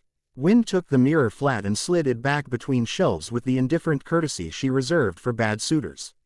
Next, she said. The archivist tried cruelty. That failed when Karen gave it a disgusted snort that sounded like a lifetime of refusing to let systems pretend to be gods. It tried pity. Hinata smiled at it like a teacher who now's the test is dumb and that confidence makes it easier. It tried math. Ciel, warm as a scalpel left in the sun, slid numbers under its numbers until it looked up and realized it had been doing arithmetic on a table that had changed shape while it was speaking. Fine, it said, but in the way of things that do not accept fine, we appeal. Commander Kurogiri, your signature on the founding charter authorizes emergency codicils. We accept your consent to be a vessel for order. Reina's mouth flattened. I consented to command, she said. Not to you. Consent logged. The archivist lied. Slen. Der band of red string shot from the nearest shelf and wrapped her wrist. It pulsed, hungry as a baby, polite as a knife. Naruto moved without touching it. He didn't cut the string. He changed the paperwork under it. By the law of free will, he said, not loud, consent is revocable. Retroactively, if coercion existed. Ciel placed the right wedge in the right joint. Uriel tilted a degree, like a compass that had been ignored obeying the north again. The string's pulse stuttered, confused, then slowed, then loosened itself like a hand unclenching by accident. Objection, the archivist said, and the word had teeth. Denied, Kuretsuchi said, and head-butted the cage lock with the crown of her skull because Iwa arguments go both ways. It still wasn't enough. The red lines began to sing. Quiet at first, then confident. Words sprouted in the humming like mold loves bread. Ratify, conclude, accept, record. The stacks had realized they were winning somewhere else, in a document none of them could reach. They weren't going to fight the minutes. The minutes were going to fight them. We need more voices, Ciel said. The law we wrote above tolerates advocacy only where consent is present. This room is too small to anchor it. We require the city. We require them to choose. Naruto looked at the ceiling, as if he could see through stone to the public hall above, where a clerk was keeping the recess honest as if it were a way of dying better. Karen, he said. She was already moving, hands in her bag, dragging cables like intestines and scolding anyone who got sentimental about tidy coils. You're going to hate this, she warned the archivist. It's public comment. Reina's aide, fearful, determined, beloved of tea, appeared at the stair with a coil of copper and an apology about having borrowed it from a bell tower. Temari snatched it and flung the end across the aisle. Wind carried it to the far wall and laid it gently on a hook that wasn't there until it needed to be. Kuretsuchi slammed a boot into a floorboard and a grounding rod decided it had been installed last year by a guy named Toru who swore too much and did good work. Hinata pressed her palm to the wall where the Enton's threads ran close to the surface. Ready, she said. The clerk upstairs, fed a signal by a medic who believed in clean hands and loud microphones, put the city on the line. People spoke as if they were on break because they were. You tell the truth faster when your soup is cooling. I do not consent to being defined by panic. My daughter's name is Sumi. She's sleeping. She consented to soup. I consent to oversight by people who show up with their names. I do not consent to a stamp telling me what I said before I say it. The room changed. Not its shape, its loyalty. The red string. GS tried to move and found they were politely anchored in 1,000 little hands. The archivist, which was very good at turning generalities into scaffolds, discovered it could not attach a nail to a specific human refusal. It twitched. It hissed out footnotes too fast to read. It tried to staple itself to Reina's heartbeat and found a law between it and her that was small and sharp and had Hinata's handwriting on it. Now, Hinata said, and Temari cut air in 3 places at once, laughing the way you laugh when something dangerous finally reveals its ribs. Kuretsuchi shoved an aisle over and Span in the shelf complained and then remembered it liked being square. Karen stamped the stamp, once, clean, on a single sheet that read, in letters the clerk upstairs could read without squinting. Records must not precede the ACT they record. The Stacks took a breath to argue and found the argument had been moved under its feet. It ran itself into its own premise and arrived nowhere. The hum coughed. The red strings lost their imperative and kept only their color. Boxes realized they were boxes. Paper remembered it used to be trees. A hush arrived, a good one. The kind you have to earn. Naruto turned his palm over. Beelzebub opened, not as devourer, as table. He laid the archivist's remaining minutes on it one by one like a man politely asking knives to stop pretending they are spoons. Ciel counted, not numbers. Breaths. Uriel closed the last seam like a tailor finishing a hem on a dress you were going to wear to something scary. Reina took the stamp from Karen's elbow, not to use.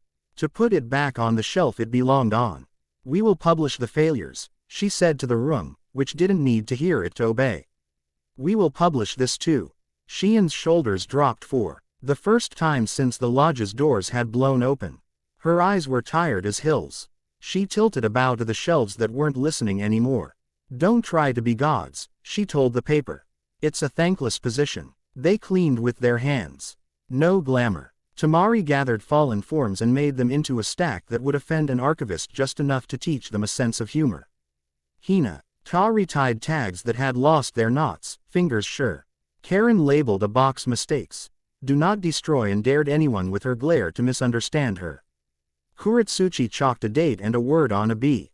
M and smudged it with the heel of her hand so it wouldn't look like sanctimony. Reina stood in the aisle and let herself be tired, then straightened and wasn't. On the way up, Naruto lingered one step behind Hinata. He didn't plan the words. He liked them that way. In the hallway, he said, and she knew which one he meant, though he'd never said it aloud until now, I forgot the picture. The shape stayed. She glanced back, eyes soft and confident. I know. He almost said he was sorry. He did not say it because sorrow wasn't the right coin here. I'm going to keep choosing, he said instead. Hinata touched the stair rail as if she could feel the iron agreeing with her. Then I'm going to keep meeting you there. The public hall smelled like soup and ink. People had come back early from lunch, which told you what you needed about their priorities. The clerk had kept the recording going. He'd also collected a stack of comments that would make a minister sweat and a grandmother cackle. Reina took the dais again. Chalk dust on the hem of her sleeve like a blessing. We paused because we were being cheated, she said. The archive was trying to decide before we did. We stopped it. We will not accept minutes by acclamation. We will not bind ourselves before we speak. We will publish the method by which we were attacked and the method by which we refused. The room did not cheer. It doesn't cheer for process. It breathed. Someone in the back wiped their eyes because they hadn't expected to live in a place that taught them how to keep what they said from being used against them by a stamp. Temari yawned and covered it with the back of her hand like a lady. Kuretsuchi muttered, "Hat claws," without context and got 3 signatures on a petition, because half the city wanted to. Tell Temari what to wear now that they'd seen her argue the wind into politeness. Karen wrote hydrate in block letters and held it up like a placard until 3 rowdies finished their cups. Ciel settled, Ed into Naruto's thoughts like she'd found the chair she wanted for the rest of the day. The remnant will adjust. There are other nodes. A sea tower. A sky station. The index of indexes. Do we get a day? Naruto asked. Half, Ciel said, honest and almost indulgent. Deal. After the session, After signatures and jokes and 3 minutes of Temari pretending to be offended, after an elderly woman too. LD Naruto, she liked his hair better when it was a mess and then fed him a dumpling while scolding policy into Reina's face. There was still work. Oversight scaffolding doesn't build itself. They took a meeting in a smaller room with uneven chairs. Kuretsuchi chaired without permission and wrote rules people would actually follow because they were fun and mean. Temari nominated herself for Public Chaos Liaison, and won by threatening to resign otherwise and to haunt the council meetings as a free agent with a louder fan. Karen refused any role that would require wearing a sash, then accepted Accountability Logistics, because the phrase sounded like an insult she wanted to own. Sheehan took Prophecy Demystification, a job title she made up on the spot and backed with a fistful of stolen D-string she tied into a bracelet around Kakashi's wrist while he pretended to check a window hinge. Hinata did not take a title. She wrote 3 lines at the top of the board: specific, kind, honest. No one argued. Darui arrived late, as if the storm had delivered him like a package that didn't mind being rained on. He leaned in the doorframe and took in the chalk and the tea and the way Reina's brand had gone the color of good scar. "You play nice," he said to Naruto, and the corner of his mouth made a thing of it. "Some days," Naruto said. Darui nodded at the window. "Cloud has a sky rope. Old thing. Goes up to an anchor we don't control anymore. Our maps call it the loom. Yours is probably calling it something polite and terrifying." Ciel did not hide the shiver that ran down the edge of Naruto's mind. "Index of indexes," she said. "Where the star spools laws to lower stations. It will not like what we did to its minutes." Temari clapped her hands once. "Road trip." Kuretsuchi pointed with the chalk. "Oversight trip. With paperwork." Karen groaned. "I just unpacked." Hinata met Naruto's eyes like there was a ribbon between them that neither of them had tied, but both of them knew would hold. "We go," she said. Not a question. Reina stood, and the act was a decision. "We go," she echoed. Under oversight. With names attached. They had a half day. It fit in their palms like a bye. Road they were allowed to touch if they were gentle. Naruto spent 10 minutes on a roof with Hinata, watching the way the rain had rinsed the city's face clean. He ate a dumpling colder than it should Avenue been because the old woman who had given it to him had a look he didn't want to refuse. He wrote his name at the bottom of a page Kuretsuchi handed him and only found out later it had been a chart. For an oversight council that promised to publish even the embarrassing stories. He stopped by the market where Sumi and her grandmother were tasting noodles. Sumi squinted at him like a monarch sitting whether to knight a turnip and then granted him a smile she had not wasted on anyone else today. "The broth is good," she said, in a voice that had relearned the word, favorite. "I hear the chef is a good person to argue with," Naruto said. Sumi nodded gravely. "He told me I was wrong. I told him he was wrong back. We were friends after." "Seems right," Naruto said, and bought 2 bowls, one to stay, one to carry. Before dusk, the city leaned toward the mountains, as if showing the road how to lead them somewhere new without forgetting their address. Reina handed command of the hull to her aide and 3 blunt old women who were already writing a rota. Gaara sent a glance across the square that said "Don't break the sky unless you plan to fix it." Kakashi added a sigh that said "Bring back souvenirs." Temari promised to steal a hat from Cloud if their hats were uglier. Kuretsuchi promised to hold her to it. Karen promised to gag both of them if they turned the rope into Fashion Week. Sheehan stood at the gate, the wind testing the hem of her robe, the writing on her arms quiet for once. "The loom likes height," she said to Naruto. "It will be polite until it tries to make you polite back." "I can be rude," Naruto said. Sheehan's mouth turned up at one corner. "I know." They walked. The path out of iron has learned their rhythm. Kuretsuchi's stride argues with rocks. Temari doesn't watch her feet and never trips. Karen will pick a fight with a thornbush if it snags a sleeve, then stitch the bush back together out of guilt. Hinata moves exactly the amount the terrain asks for, no more. Naruto walks like he's always walking toward a thing worth naming only when he's there. Halfway to the ridge, the light went sideways. Not wrong, just playful. The mountains played bigger. The sky leaned. A coil of cloud hung lower than it remembered. In the far air, Like a necklace someone had thrown at the horizon and it had caught ironically, a line rose, taut and deliberate, into AP. A lure that wasn't empty so much as expectant. Darui had called it a rope. Up close, it would not be rope. It would be language pretending to be fiber. It would be weight hung on the idea of law.